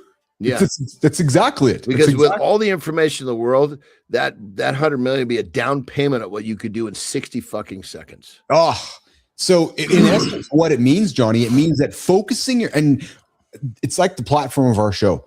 It means focusing your energy on learning, gaining skills, and improving your intelligence is a much more reliable and sustainable path to prosperity than solely chasing money itself. Right. And I guess I can lose everything yes, that has monetary value, but what can't be taken from me is the shit that built that to begin with. And if I was ever back to the starting blocks, I could do it so much better, so much more efficiently. So if I'm forced to have a second chance to do it, and I'll say I'm forced because there'd be some fucking pain in the process, I'm sure. Yeah. I would fucking crush it. Yes. I mean, like way crush it. Like my brain just is going fucking bananas. And okay, here's fucking the top things you're not going to do because you thought they're going to, even though you made them work, this is a much better way to do it over here. Yes. Last one in our 5 laws, John, you taught me this one. I'll reframe it, reacting over responding over reacting. Falkland's law. If you don't have to make a decision about something, then don't decide. Example, when emotions are high during a personal or professional disagreement, applying this law means choosing not to decide on a fix or resolution immediately. It allows time for tempers to cool, for reactions to assuage, and perhaps have a more rational, effective response. And essentially what it means, Johnny, is it advises delaying any non-essential decisions so you don't waste energy choosing when nothing forces a choice yet. Well, and you're like so this. beautiful here. Yes. So this is I actually spoke this to my daughters a ton. Oh, yeah. But you got to hear me because there's a line in the sand. Without the line in the sand, this can fuck you up. Okay. When it comes to, I phrase it so many different ways. Matters the heart, personal situations, your feelings. If it's in that realm and you don't know what to do not do anything. But now, if you take that away from that, like now we're talking about, daily productivity of any nature. This does not apply. You just fucking move.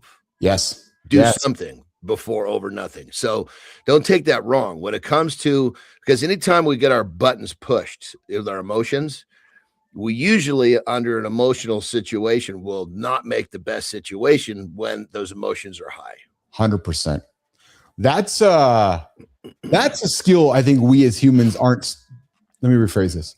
This is a skill we don't spend enough teaching ourselves as humans how to respond in difficult situations. Nobody taught us. Fuck. That's what I mean. No, we're never taught that. We just, we're, and it actually maybe moves into the conversation in the second hour, because I got spanking on the table here today because nobody taught us how to do things. So we react, right? There's always a reaction instead of learning how to respond. Nobody taught us how to respond. Nobody had to told us to respond.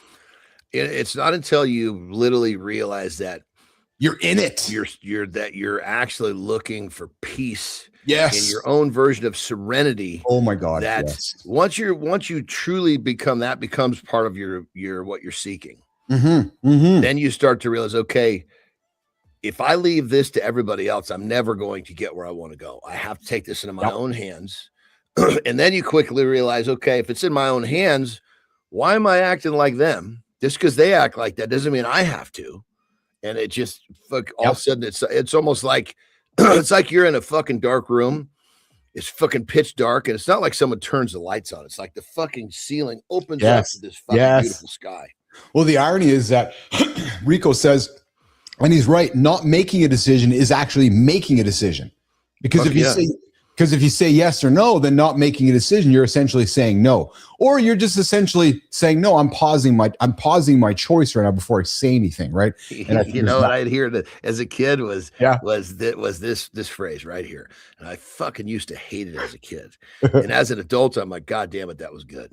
And it was in time, all will be revealed. Yes. There's not even a fucking answer. It's just telling you to shut up and wait. Be patient. Or this one, Keith, just be patient. Fuck patience, man. I want to go right now. You know what I hate? Sorry. I know what I strongly dislike is when I'm working or around somebody who's at a slower pace than me. They're saying, be patient. No, I want to go right now. And they're like, no, I'm on a different level than you. So, all right. Hey, we haven't had any dumb shit on the table lately, but I got some here today. Hey, I got real quick before we go to dumb shit. Did you see what happened to fucking metals when the market opened? I did not this morning. No, dude. Silver, gold did it too, but silver gapped up. For people that don't know what that means, yeah. As soon as the market opened, it just fucking shot up, almost $5 dollars. Wow. Yeah. Dude, something is like, it's like there's something boiling, but we can't fucking find the fucking stove where the shit is boiling. You know what I mean? When I say we can't find it's in a place where it's not visible. Something is creating all of these symptoms, if you will. And I think it's the dollar drastically losing its value. But the problem is what is creating that. There's 100 fucking things that are going into that. It's like, holy shit. The geopolitical sense of the world right now is shifting by the minute, actually, just by the minute, right? Fuck. So, you know, I do anticipate while we are doing this show, we're going to be having a conversation in the coming days or weeks about that island over there in the North Atlantic called Greenland, and I do expect something to be happening. And that's part of all this, frankly, right? It's Venezuela too. I mean, it's the Venezuelan people are now putting videos out on the net saying, look, the U.S. says they want us for this, but they really want us for this. Yeah. Well, there's lots of oil down there, right? So there's oil and they got all sorts of. I mean, it's a natural resource, fucking paradise. Yes, yeah, and same with the same place in my backyard too. But get this though. So fuck it. Let's just talk about it for a quick second. If you want somebody to do something that aren't doing something, then maybe you maybe you float some balloons. So, for example, I'm going to go take this unless you guys do something about it. You're not going to do that. No, I am going to. Holy fuck, he might do something about it. We better do something about it. My point is, now that the U.S. has been postulating about taking Greenland, you got Europe going, okay, we're going to go put a bunch of defense around Greenland so that we can persuade people not to go there. It's like it took somebody to say chop, chop. It's like in my country, it took somebody to say, hey, you guys have one submarine. It's time to fucking step up to the plate, man. The world's changing, right? And this is where I get frustrated with the folks that are so nervous about today's world, which is, no, the world's changing. We got to keep up to it. So anyways, dumb shit. Let's do it. We got a horse riding through Targets. Check this out, man. I've never seen a horse in a grocery store or a Target store, but in Texas a couple weeks ago, a guy decided to go shopping in Target with his horse. And he just fucking, and of course in Texas, Johnny, only in Texas. But yeah, guys just cruising around. Oh, he's fucking like it's running in there. He's Yes. walking gently. He's not walking gently. No, he's not. He's actually. Well, I was just thinking if he's gonna be careful with the patrons in there. You know, if you're not coming around, a kid comes running around the candy aisle and the fucking horse tramples him. That's gonna be a lot worse than if it just gives him a little bump because he's walking. Just ridiculous, man. Just horses in the store. Only in Texas will we see the. Did he drop a dump in there? I don't know if he did or not. we need cleanup on aisle 7. Don't take that son of a bitch into the produce aisle. It's too much for him to handle. It's like, was that a dump on the floor right there? A big horse. There we go. There we go. You see it? He dropped one. Jesus, Murphy. The story's not complete unless this horse takes a dump in a Target. Let's be honest. That's you know what? You're actually right. That's of course what's everybody want to know. That's the whole point, right? The horse is going to go in the store and drop a dump. All right. Okay, guys, listen. Let's do this, Jericho. Let's do a lifestyle tip with Andersen. Reset hour 2, a few minutes behind this morning on Mornings in the Lab with Keith, John, and friends. And I'm going to come back with our deep dive. Inside Out 3 is wrong. We're talking emotions with Keith and John after the lifestyle tip. Let's get it, Jericho.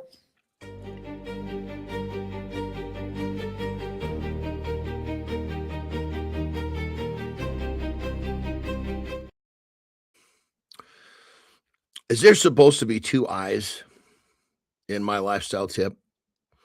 I think it's because these are so good. It's a lifestyle tip. That's right. All right. So you guys have been banging away on your New Year's resolution, and your diet has probably been a little bit of a pain in the ass. Going to gym's been a pain in the ass, and you're thinking, God damn it, I'm getting a little lost in all these crazy details that I set up for myself. And one of my sayings is don't get lost in the details. It's very difficult to execute something when you're focused on all these little things. And if you do them all perfectly, you don't really get a lot in return. Let's flip that script. Let's give you one thing to focus on. And if you execute it even 65%, which is not even a passing grade, you're going to make some progress, like noticeable progress that you'll be pleased with, that'll make you want to do it again, which will make this journey that you're on that's starting to die much easier to continue. How's that sound? Hell yes. Your diet.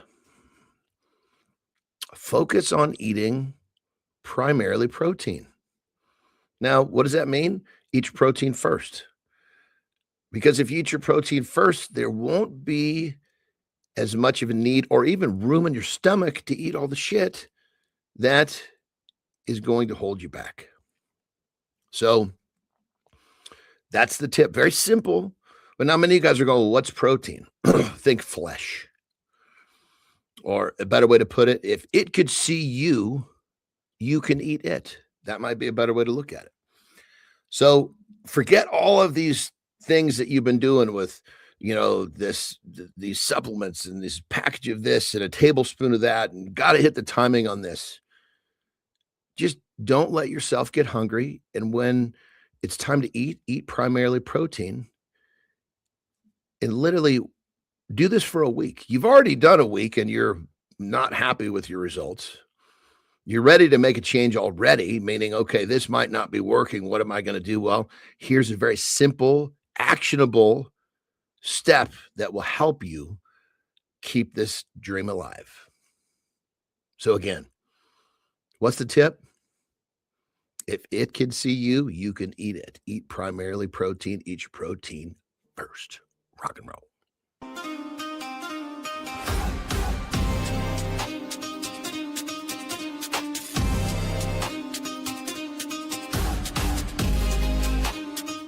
Welcome back to Mornings in the Lab with Keith, John, and friends. If you're just tuning in, you missed a lot of fun in the first hour, but we got plenty of time left on the table here, guys. Hour 2 is getting after it right now. I invite you to hit like, hit subscribe, and come say hi in the comments.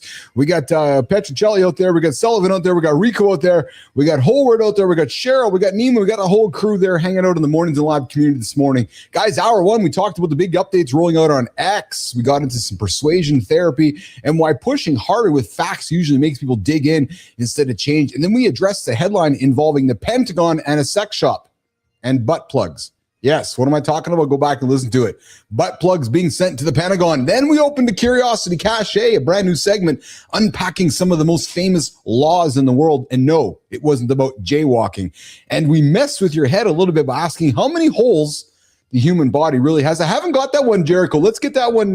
We'll do this one in between the two deep dives, Jericho. I kind of missed this one. How many holes the human body really has? Johnny, if you're listening, I want you to be thinking about that. How many holes does the human body really have? We're going to get to that in about 10 minutes or so. And if you're still thinking about it, well, we're going to talk about it in a few minutes. Hour 2, deep dive, Inside Out 3. It's wrong. Yes, if you guys have seen any of the Inside Outs, it's about emotions, but not because emotions don't matter, but because the feelings that quietly wreck men are the ones that don't look dramatic. The numbness, the shame, the resentment, the hopelessness. We're going to name them and talk about how to interrupt them before they cost you your relationships at home or at work. And then, hey, guys, we're going to have a conversation about spanking, discipline, or abuse. And then more focus, I'm going to break down why step 1 isn't optional. Community Corner wraps it up. Guys, grab the refill. Let's get the deep dive. Hour 2, Jericho, it starts right now.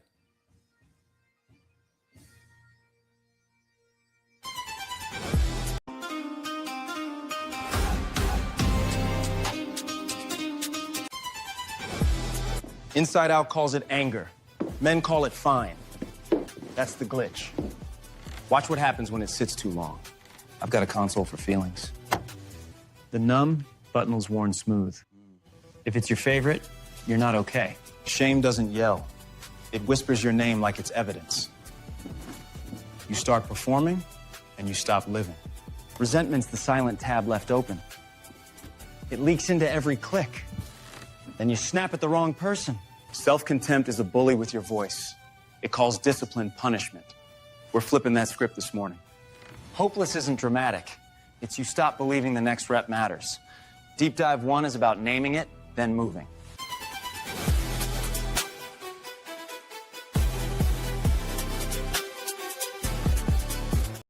Before Keith and John get into how many holes,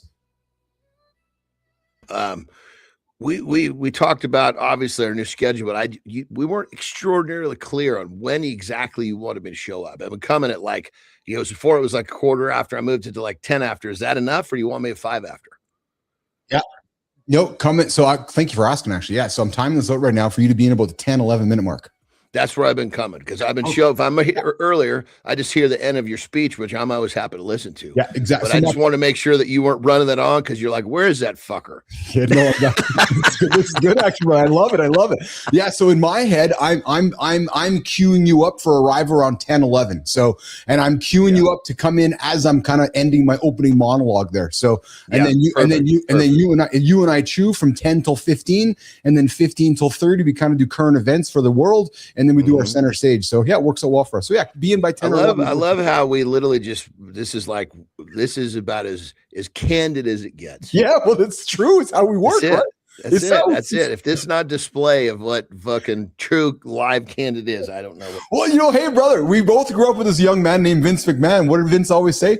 If it didn't happen in the ring, it never happened. And I love that, because he's like, if it didn't happen here, was it settled in the ring? No, then I guess it never happened. So if Keith and John didn't talk about it on the show, then it didn't happen. Well, there we go. I mean, I made it pretty good without us being extraordinarily clear. If you did, I missed it. I thought something's telling me I need to be at 10. Yeah, that was perfect. Yeah, 10, 11 is great. I know. But I was like, I was walking out, like, fuck, I never really point blank got an answer. I need that for my fucking, for my shit here. Well, and I'll tell you, man, as we keep getting these incredible new guests coming in the show, and Anne's doing a great job getting guests, I might be knocking on your door as we go through 26 saying, dude, we have some more folks that want to stay longer. Maybe we're reshuffling our schedule a little longer because the show is growing. Speaking of growing, I don't want you to answer it right now because we're going to tease it. Do you know how many holes the human body has? Am I answering, or am I waiting for the? Do you think you know? Maybe. Well, no, I have an answer. Okay, we're going to talk about it in a few moments. But before we do that, though, let's get into emotions. So, and this is actually great too. You spent the weekend being a grandpa, and you're a father, and we talk about emotion on the show all the time. You're not afraid to show yours. I'm not afraid to show mine. But the movie Inside Out, it's been out for a number of years now. Number 3 is out. I'm sure your girls have seen it. Your kids, I'm sure your kids have seen it. I got to think they've seen it. Inside Out is about emotion. And number 3 is launching right now, and Inside Out gets emotions right. They drive behavior, but for a lot of men, the feelings that destroy lives, are things like numbness or saying things like "I'm fine" and so forth. Let's have a chat for a few minutes about emotion. And I got a question for you. Do you ever sit back and punish yourself for past mistakes? I mean, I make a very, very valiant effort not to. Yeah. But it's the way we're programmed. I mean, it's like sometimes I used to have this really fucking bad habit of literally, I would just almost like I fucking Tourette's, dude. I would just fucking blurt out like a fucking cuss word. Oh, yeah. Right? Really? And it was usually when I was by myself. So it wasn't like I'd be sitting in a fucking Starbucks and do this. And Terry's like, what are you doing? And I was like, I didn't even realize I was doing it, but I was ultimately, as I started to process it more, I was reliving something that I didn't like that I did. And I was, bam, I'd have a reaction. Interesting. And I would blurt out like, God damn it, or fuck, or whatever. Yeah. And so that was like and we have zero possibility of changing what happened behind us. Exactly. Yeah. We can learn from it, move forward. And once that lesson is learned, fucking leave that shit behind. And so that was something that I put some effort into. I've done much better at that. But when I was younger, I didn't even realize I was doing it. My point is, I think that's where most people are. I think they do it and they don't even know they're doing it. I put the effort into it daily because it's just an awareness that I have where there's, you're like, there's no value in me punishing myself for previous mistakes because I can't change them. So I don't spend much time in my brain revisiting them because it's like having a conversation. If it's not going to move it forward, there's no point in revisiting it and spending any time in it. So but like yourself, it's taken me some time to recognize that and accept it, right? But it's also accepting that that's just who I am as a human. I've made mistakes. It's acknowledging them, learning and moving on. But I do not spend much time wallowing. I've worked hard to be present and I've worked hard to be future. I think like yourself as well, right? It's too easy. Well, and then I know one thing that really helped me is when I get tired. Yes. It's going to fucking strike. Interesting. When that's when we're fatigued, we're tired, whatever you want to call it. That's when, because it's the brain and the way the brain's programmed. It's constantly trying to keep us, out of these situations that it perceives as danger. So when we're tired, we believe some of this stuff. And it's like, fuck, how do you believe that, dude? What the fuck, man? If you were under normal steam, you would see right through this shit. And so I realized if I'm tired, if I recognize that I'm tired, I kind of put up, okay, I know this might be coming, which makes it so much easier. So if we're tired, is it fair for me to assume if we're tired that our cortisol is probably off balance too? I guess it depends on what you got tired from.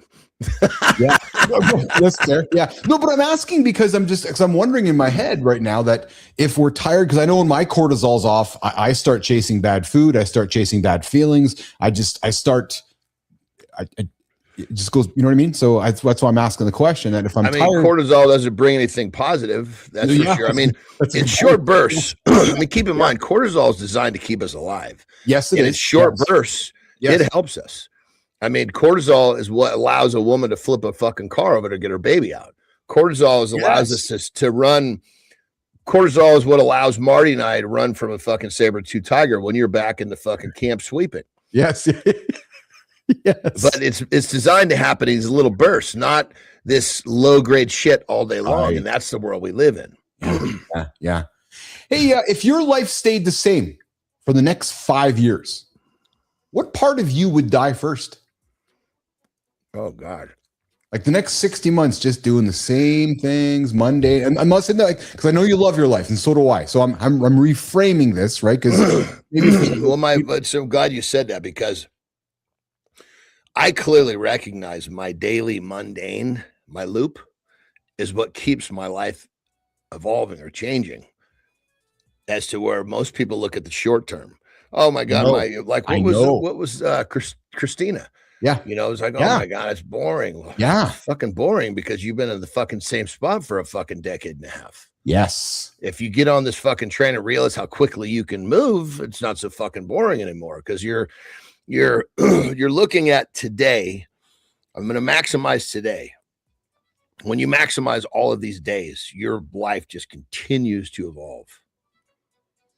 I'm trying to think where I found a quote here. I think we have a quote sitting on the bucket, sitting on the shelf somewhere about boring and mundane and how actually that's very much the secret to success is the boring and the mundane, right? So it's funny because the people that have a success through that don't register boring and mundane. Only the people that have not experienced the success see that. Yes. Because when you have a successful formula and you realize repeating a process gets you there, it's fucking exciting as hell. Hey, is there something you're secretly ashamed of that you never say out loud? And if there is, you don't have to say it on the show, but is there something you're like, yeah, fuck, sometimes I get pissed off because I'm ashamed of something? We just got done talking about me fucking yelling cuss words because of those things. So that's it, eh? Yeah, that's it. Yeah, I mean, I guess you could ashamed is kind of a broad term, but yeah. Embarrassed, ashamed, what the fuck? Why did you do that? All kind of fits into the same category, I would assume. I don't. So since we started this experience, this show together, all that's gone for me because I feel like I choose to take a page from your book. I'm just standing here naked every morning like you are, and you accept me for what I am. You accept my brother for who he is, and if you don't like us, that's fine. You can go somewhere else. But much easier. I'm finding this whole experience much easier just by being naked. Right. And I've told the story before, but I've told it before to you, and I'll remind you. When we were doing the show, I don't know if I had met you yet or if I was just starting to meet you in our early days, but I had a chat with my 3 kids. And I found myself maybe not putting 100% Keith and maybe holding some things back, keeping some clothes on. Because I was maybe wanting permission or acceptance from my kids to be all in. And they're like, Dad, fuck, be all in, man. Be you who you are. Be you, be your story. Be what you are. You got our full support. And it was like that moment enabled me to not be worried about being secretly ashamed of something. Because no, fuck, here's that. I fall down on my face. I shit my pants, blah, blah, blah, right? So. Well, this is definitely when you have those times. Yes. It's definitely, it's an early part. It's an unevolved or early part of the evolution. Like in the current state of my life, that's a rarity because now all of those things are chalked up to, well, fuck, I don't cuss. I think those things when they pop up. Yes. Okay. If you didn't do that, you wouldn't have this motivation XYZ. Yeah, absolutely. 100%. Guys, you don't need to be perfect. Just be honest, right? You heard my monologue last week about your own mirror. I think one of the greatest gifts we could give ourselves, John, is our own mirror, because that own mirror can keep us accountable. And it's not for vanity. It's very much just something to keep ourselves honest. Your own mirror, not about your hair, not about it's just about something to look at yourself going, fuck, why am I being a dumbass right now? Right. So, all right. Speaking not of dumbasses, here's my question for you. How many holes does the human body have? Well, we got to define a hole. That's the first thing. But if we're not going to have any definitions, yes. I would consider a pore a hole, which means more than you can count. Okay, so kind of a trick question. I mean, can you stick your finger in this hole, or is it just a hole period? Because under a microscope, we're just one big fucking pore. So there's no one set of holes, so to speak. There's no men. Don't be getting off the show here today going to find another hole to go stick something into. No, I mean, are we talking about meat holes, like meaty holes? So there's no good time. What are you thinking about right now? Good time. So there's no single correct number. It depends on what you count and you set it as a whole. And whether we did the definition. There's just too broad of a fucking question. And whether you think in anatomy or in topology. So if you mean the obvious external body openings and ignore pores and hair follicles, common anatomy talk about 9 main orifices for males and 10 for females. Yeah, so for men, you got mouth, 2 nostrils, 2 ears, 2 eyes, the urethra, and the anus. 10 for females, you got the same plus the vagina. So there you go. Well, that was my thing is what's the depth of a hole? Because you get fat ass, you can get your fucking finger probably 2 knuckles deep in his belly button. So again, we got to define the hole. What's the depth of these things? How big does it need to be? Petro, you should be loving this guy. If you treat the hole like a 3D shape and ask how many through holes like a donut versus a straw, you get a different answer. So one topological treatment models the body as having 7 through holes at about 60 micron resolution.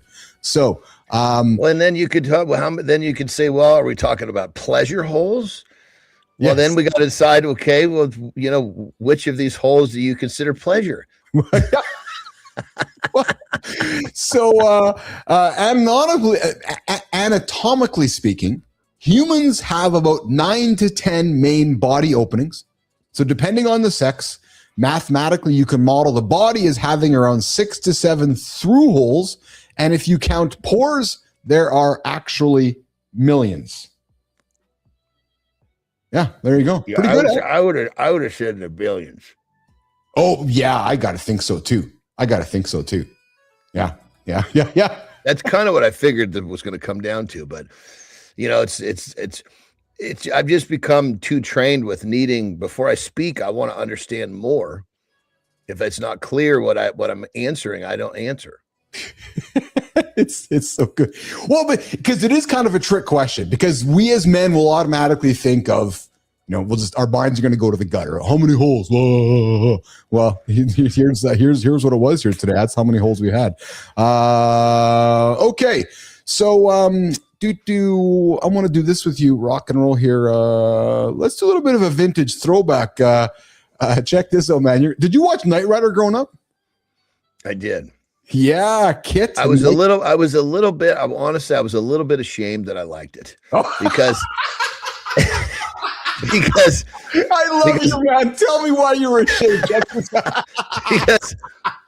because it was like Knight Rider was that one that was like, it was in this time slot. There was no Dukes of Hazzard. There was no other better choice. So it was like, fuck, am I really fucking dealt with a fucking car that talks like a pussy? and a fucking guy that drives it, that's trying to be tough, that clearly would get his ass whipped in almost all of the situations that he steps into. Yeah, oh my God, this is awesome. This is so good, because you know which one I was ashamed to like? So you were Knight Rider. I'm ashamed to say that, Petra, I want to know where you come with this one. I was ashamed with Airwolf.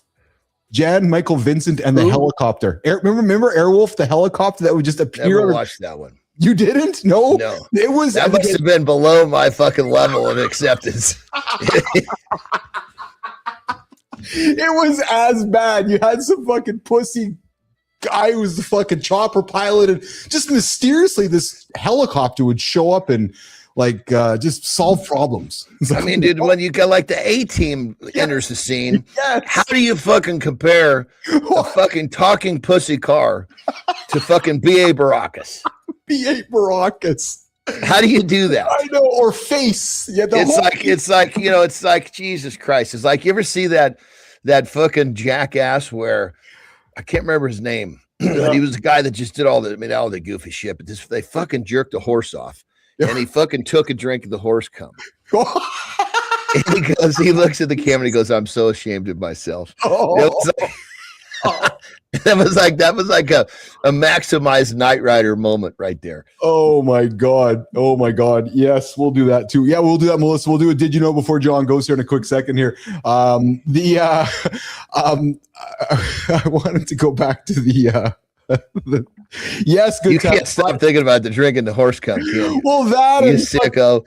Friday Night TV Wars was the best. I agree. Yeah. No, you know what I was thinking was oh shit. Yes. Fuck. Oh man, what was I gonna say here about the What's good? Oh, I know. Have you sat back? I got an invitation for. We should actually put it on the show here. Go watch a 30-second clip of A-Team in 2026 and watch them shoot like they're going to have 1 million rounds of bullets. Nobody's going to get hit. Nobody dies. Nobody gets hit. It's just. There's an A-Team. Yeah, the A-Team. It's funny, man. Now? Yeah, no. So go watch an old episode. Like, okay, yeah. To the show you'll watch. It's so corny, man. Or MacGyver. Oh, I love Dukes of Hazzards too. Yeah. Oh, the Dukes was the best. Oh yeah. Yeah. Okay. Hey, let's run this. Did you know before we get John out of here? Let's do a Did you know? I got a good thing. Actually, this is a good one for right now. The time of year. Did you know? Let's go to the Did you know topic there, guys. Let's get after it. Did you know it's 2026 and your browser still thinks it's last year? That lag you feel isn't life, it's your cache. Old cached files slow your browser and break websites. You're not stuck, you're loading leftovers. Clear your cache, faster loads, fewer bugs, and yes, it frees storage. Now apply that logic to your life. Yes. Mental cache causes the same lag. Today, clear one digital cache and one excuse you keep recycling. That's your reset for the new year 2026 of Lag-Free Life. That's your today's Did You Know? Back to Keith and John.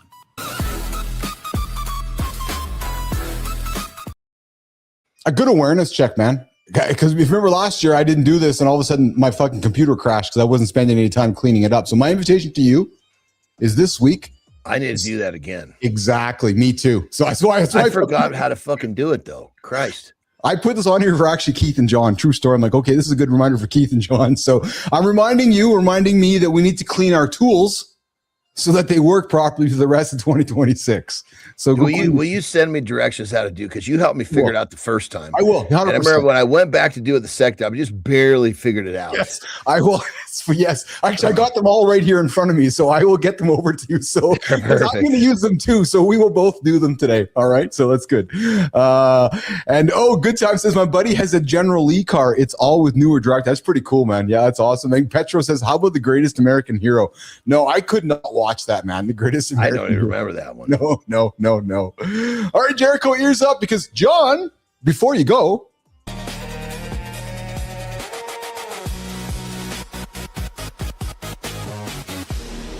John, before you go, Costco's doomsday pallet is real, but the memes are louder than the math. They're not stacking 36,000 cans. They're selling buckets of just add water meals with a 25-year claim. One listing's like 5,400 servings. That's not a bunker, it's a calendar reminder to buy groceries. Calories matter more than servings. Do the math at 2,000 a day, and it's basically one guy, not a neighborhood. Best part is, it forces a plan. Worst part is you still need water, sanity, and a can opener vibe. It's a good headline, not a lifestyle. John, that would be something interesting to put in your pocket.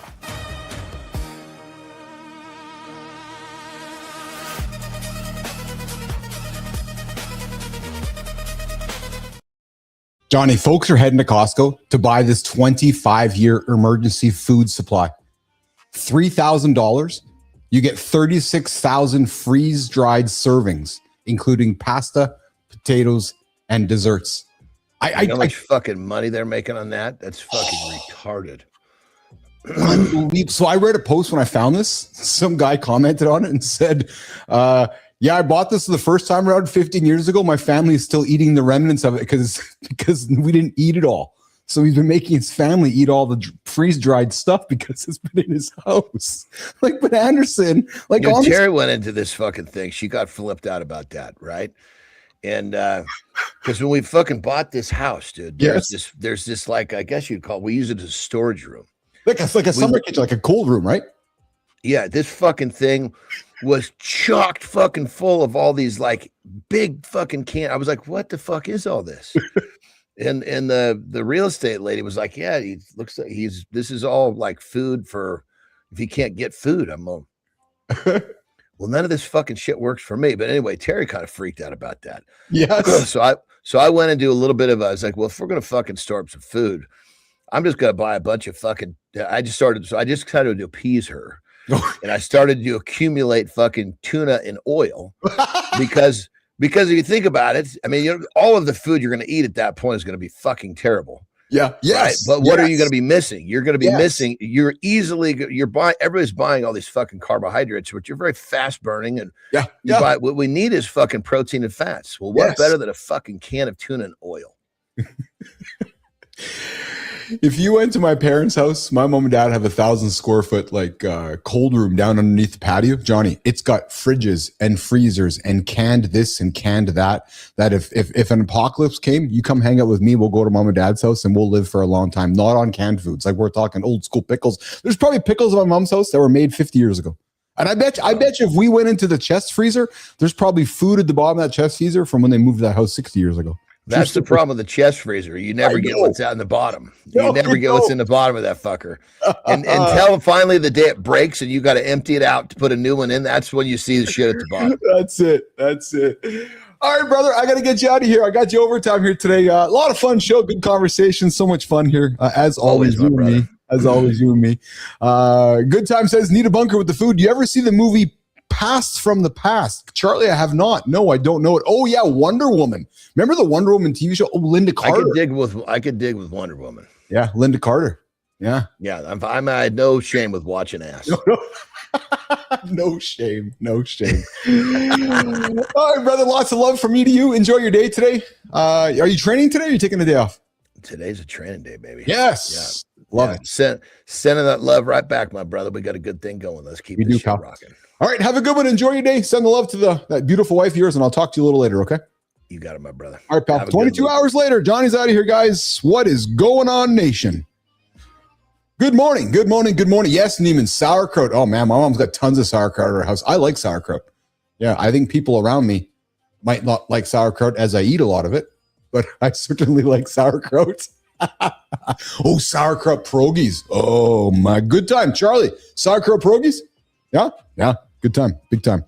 All right, Jericho, step one isn't optional. I came in prepared. They came in optimistic. That's code for unaligned. I felt it in 30 seconds. They wanted step 4 deliverables. I wanted step 1 truth. You can't build on fog. You'll just stack nonsense. Everybody loves the easy problem. It fits in notes.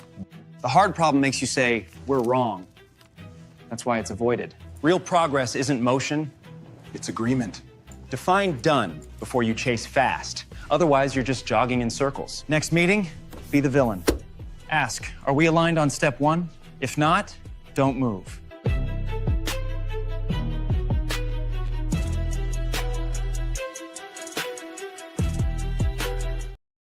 Hey guys, before we get into it, you guys can join the show. Those phone lines are going to be open up here. 431-300-3005. 431-300-3005. Come send me a text.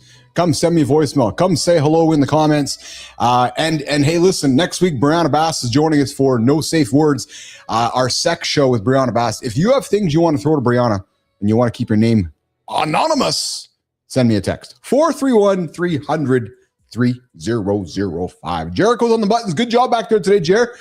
Guys, Jimmy might be unemployed. Yeah, Charlie. Looks like Jericho's just walking himself right into the show here. All kidding aside, Jimmy, lots of love, brother. You have done a wonderful job training Jericho. Jericho is not good without training, and Jimmy and Melissa have done a wonderful job. Great job to my team here, guys. I appreciate you guys so much. All right, let's get into it. Step 1 is not optional. As we know, I've been dropping these monologues here on the show. Points of view, opinions, commentary, and such from the handsome chief on a daily basis. And it goes like this. Last week, I walked into a meeting the way I like to walk into anything that matters, like this show.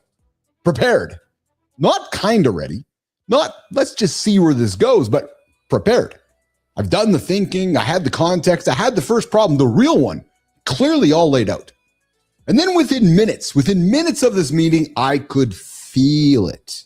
I could feel the energy in the meeting. There's no alignment. Not even close, actually. We're talking different definitions, different priorities, different assumptions. Like we were all reading the same sentence, but in completely different language. And I got to be honest, I got frustrated. No shit. Hey, Sherlock? Yeah. I did. I got frustrated because I kept watching something happen that I have seen 1,000 times in business. People trying to get to step 4 when we couldn't even agree on step 1. And that's not moving fast, nation. That's not being efficient. That's not leadership.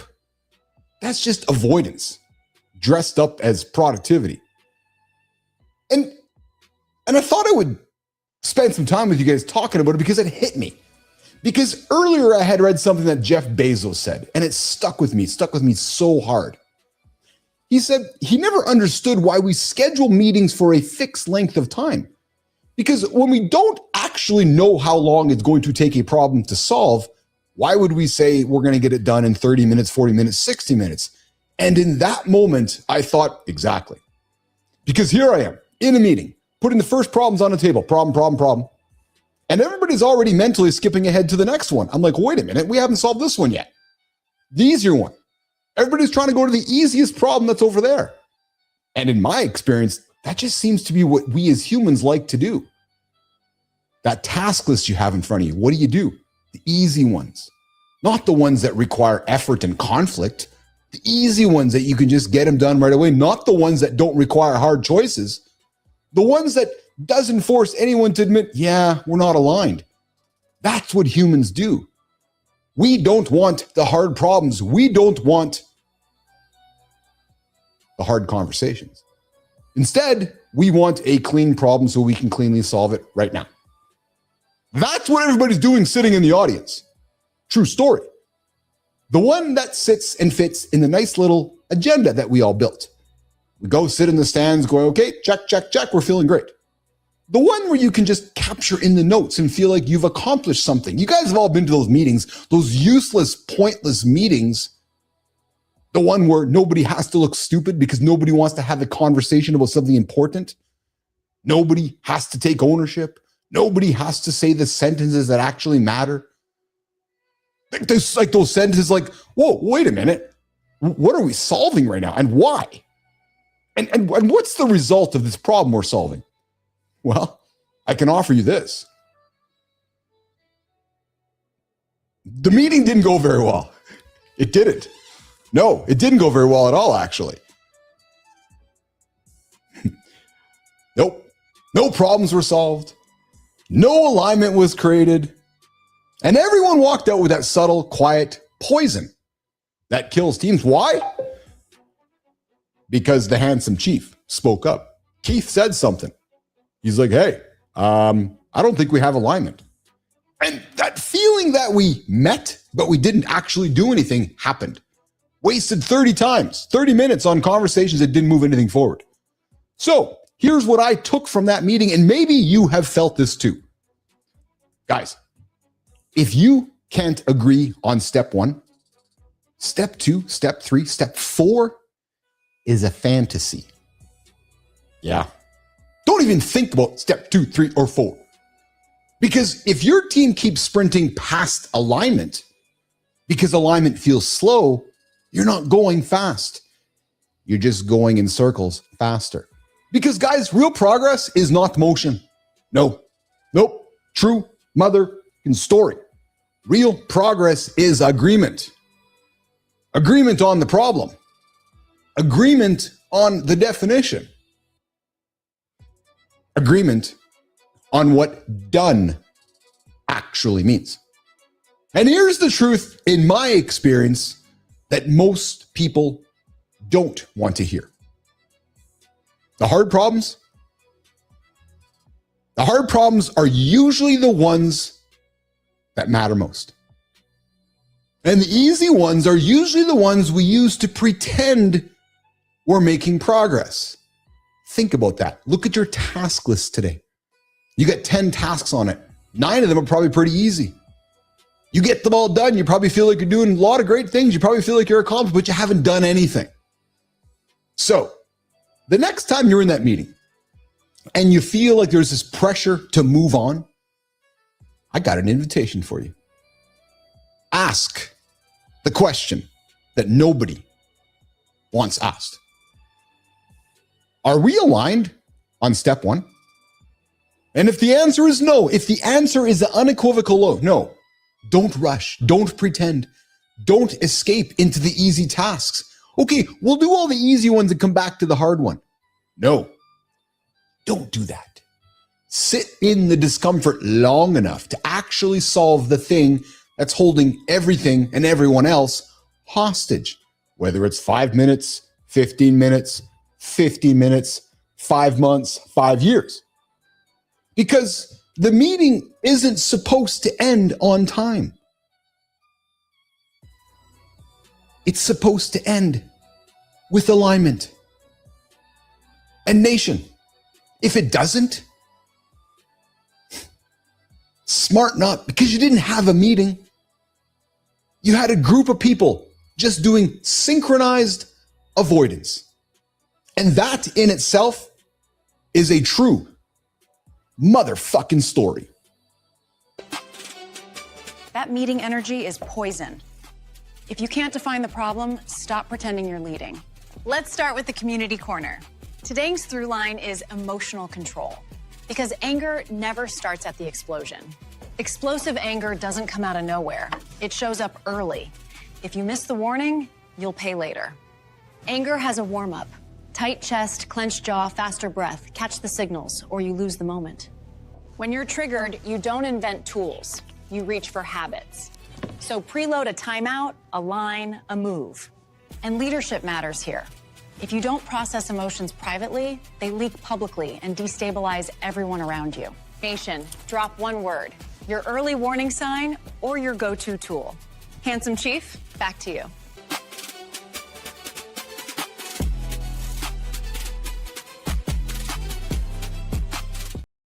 Let's start the community corner over on YouTube. Let's do it. How to avoid losing your temper before you explode. We got Dr. Moose from the Moose Anger Management channel saying that explosive anger doesn't come out of nowhere. Nope. The key to change is doing the mental work before you're triggered, not just reacting in the moment. Look at how anger was expressed in your family. How did your dad handle it? Your mom? What did you learn was acceptable?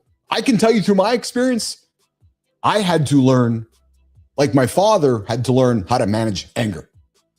Because that pattern will dictate your reactions whether you see it or not. I made, and I continue to make, intentional strides to manage anger. So, asking yourself, what triggers? What are the early warning signs? What situations set you off? What physical sensations show up first? Are you responding or are you reacting?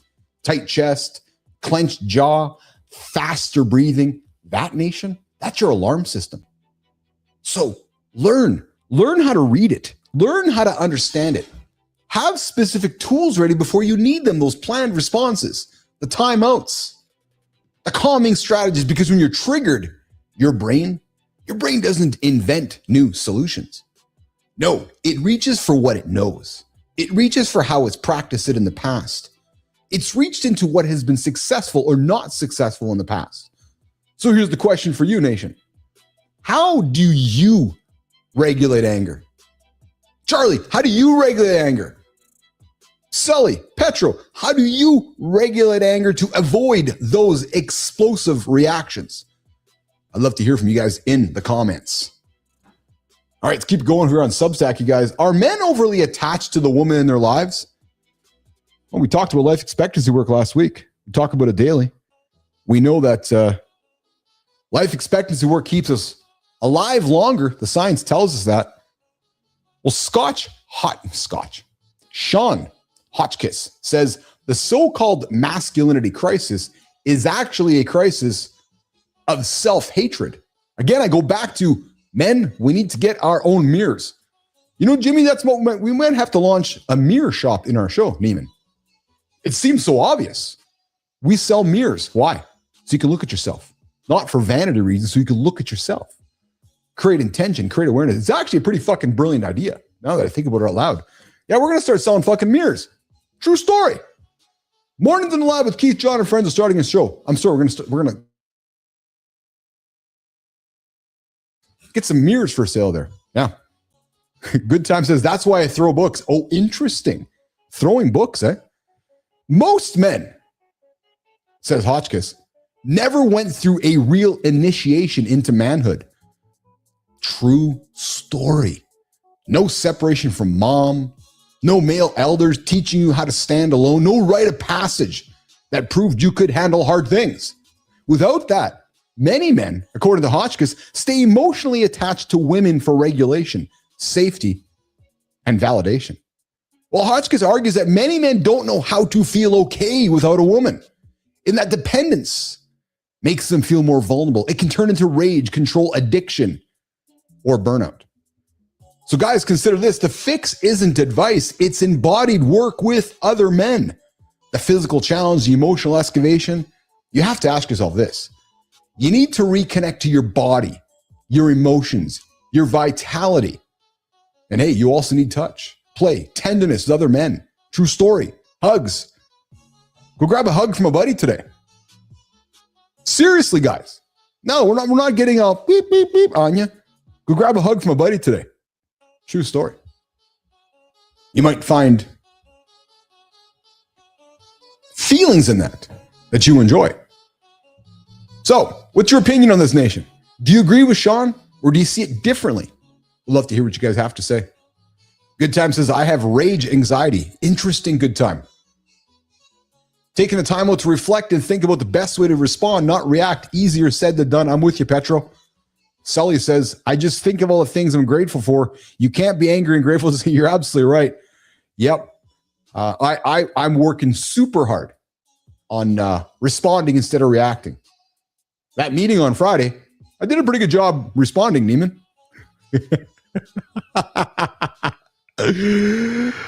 I get a wonderful note from Neiman after. That went well. Yeah, that went well. All right. I was prepared. Hey, guys, LinkedIn, the leader's emotional responsibility. Heather Louise Vassie says emotional responsibility is a leadership skill most people ignore. Hard to argue with that. Most leaders aren't defined by having fewer emotions. No. We're defined by how we relate to our emotions. Because when we avoid them, they drive our behavior through impulse instead of intention. Oh, we got a new guest book on the show here. This looks like this week, Neiman. Yeah, the 15th. Oh, the 15th just filled up today. Josh Chessman. I'm thinking that Josh stumbled by the show here this morning. Neiman's like, I got to get on the show. I hear Bilous talking, hear Andersen talking. It seems like fun. Gets in the calendar. He's like, oh my God. That show that date, the 15th, that was originally taken by, Hurley, MJ Hurley, who rescheduled on the 30th, is now open for Josh Chessman joining us on the 15th. But hey, back to Heather Louise Vassie talking about the leader's emotional responsibility. She says that real leadership isn't about how much you accomplish. Hard to argue with that. It's about how much stability you bring while moving forward. And she asks this, are you strong enough to carry others with you? Or are your emotions pulling everyone else around you? Because guys, leadership, it starts with taking the reins of your inner world. Hey, back to the own mirror thing again. I'm telling you, between the mirror, the snooze clock, and the check-in in the morning, we've got 3 tools that will help men achieve their greatest, most audacious goals. It's actually so simple, Petro. Good Time. Don't snooze. Look in your own mirror. That's it. Simple. Boom, boom. Hard to argue. Hey, Maya, should we get a mirror? What do you think? Maya Reyes, get me out of here on the community corner this morning on Mornings in the Lab. Catch the warm-up. Name the signal. That's how you keep the room steady. Preload the tool. Use it before your mouth does damage. Take one step today. Don't wait for perfect calm. Follow us on YouTube, Substack, and X.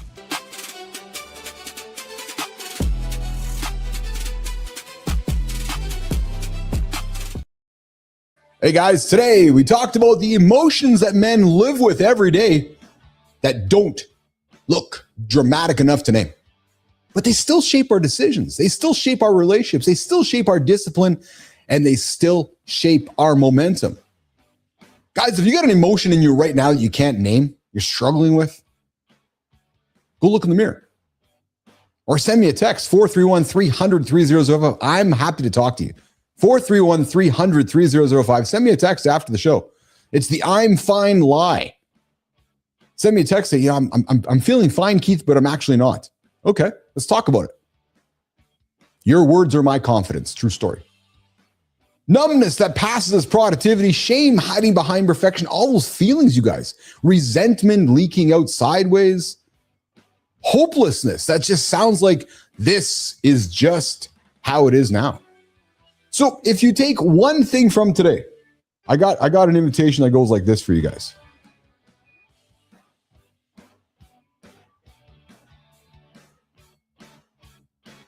You need language. Yeah, You don't need to be fixed. You need language awareness and a next step. Sorry, I just got distracted by Josh Cheshman's second email to me. Yeah.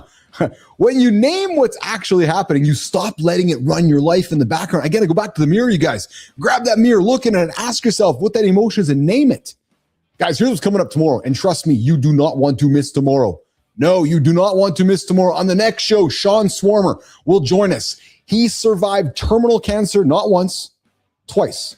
The guy was given 14 days to live, and more than a decade later, he climbed Everest with one lung. He's the only person in history to complete the Explorers Grand Slam with one lung, and he ran 7 marathons on 7 continents in 7 days. But guys, this conversation is not about inspiration. Sean built performance systems while living inside extreme adversity. He works directly with leaders, founders, and high-pressure teams around the world, teaching them how to operate when everything is on the line. Tomorrow's conversation with Sean is about resilience, mental toughness, and leadership under real pressure, not from the sidelines, but from inside the fight. Guys, we're also going to go deep on a topic that will challenge a lot of assumptions. The case for not quitting nicotine in 2026. So nation, come back tomorrow for a controversial but honest conversation, 8 o'clock Eastern time. And come hang with us. Same place, same energy, same commitment to real conversations that move the needle. Where? Right here. Mornings in the lab with Keith, John, and everybody else. Neiman, Jimmy, Jericho, and the entire crew. Thank you. I love all of you. We'll see you in less than 22 hours.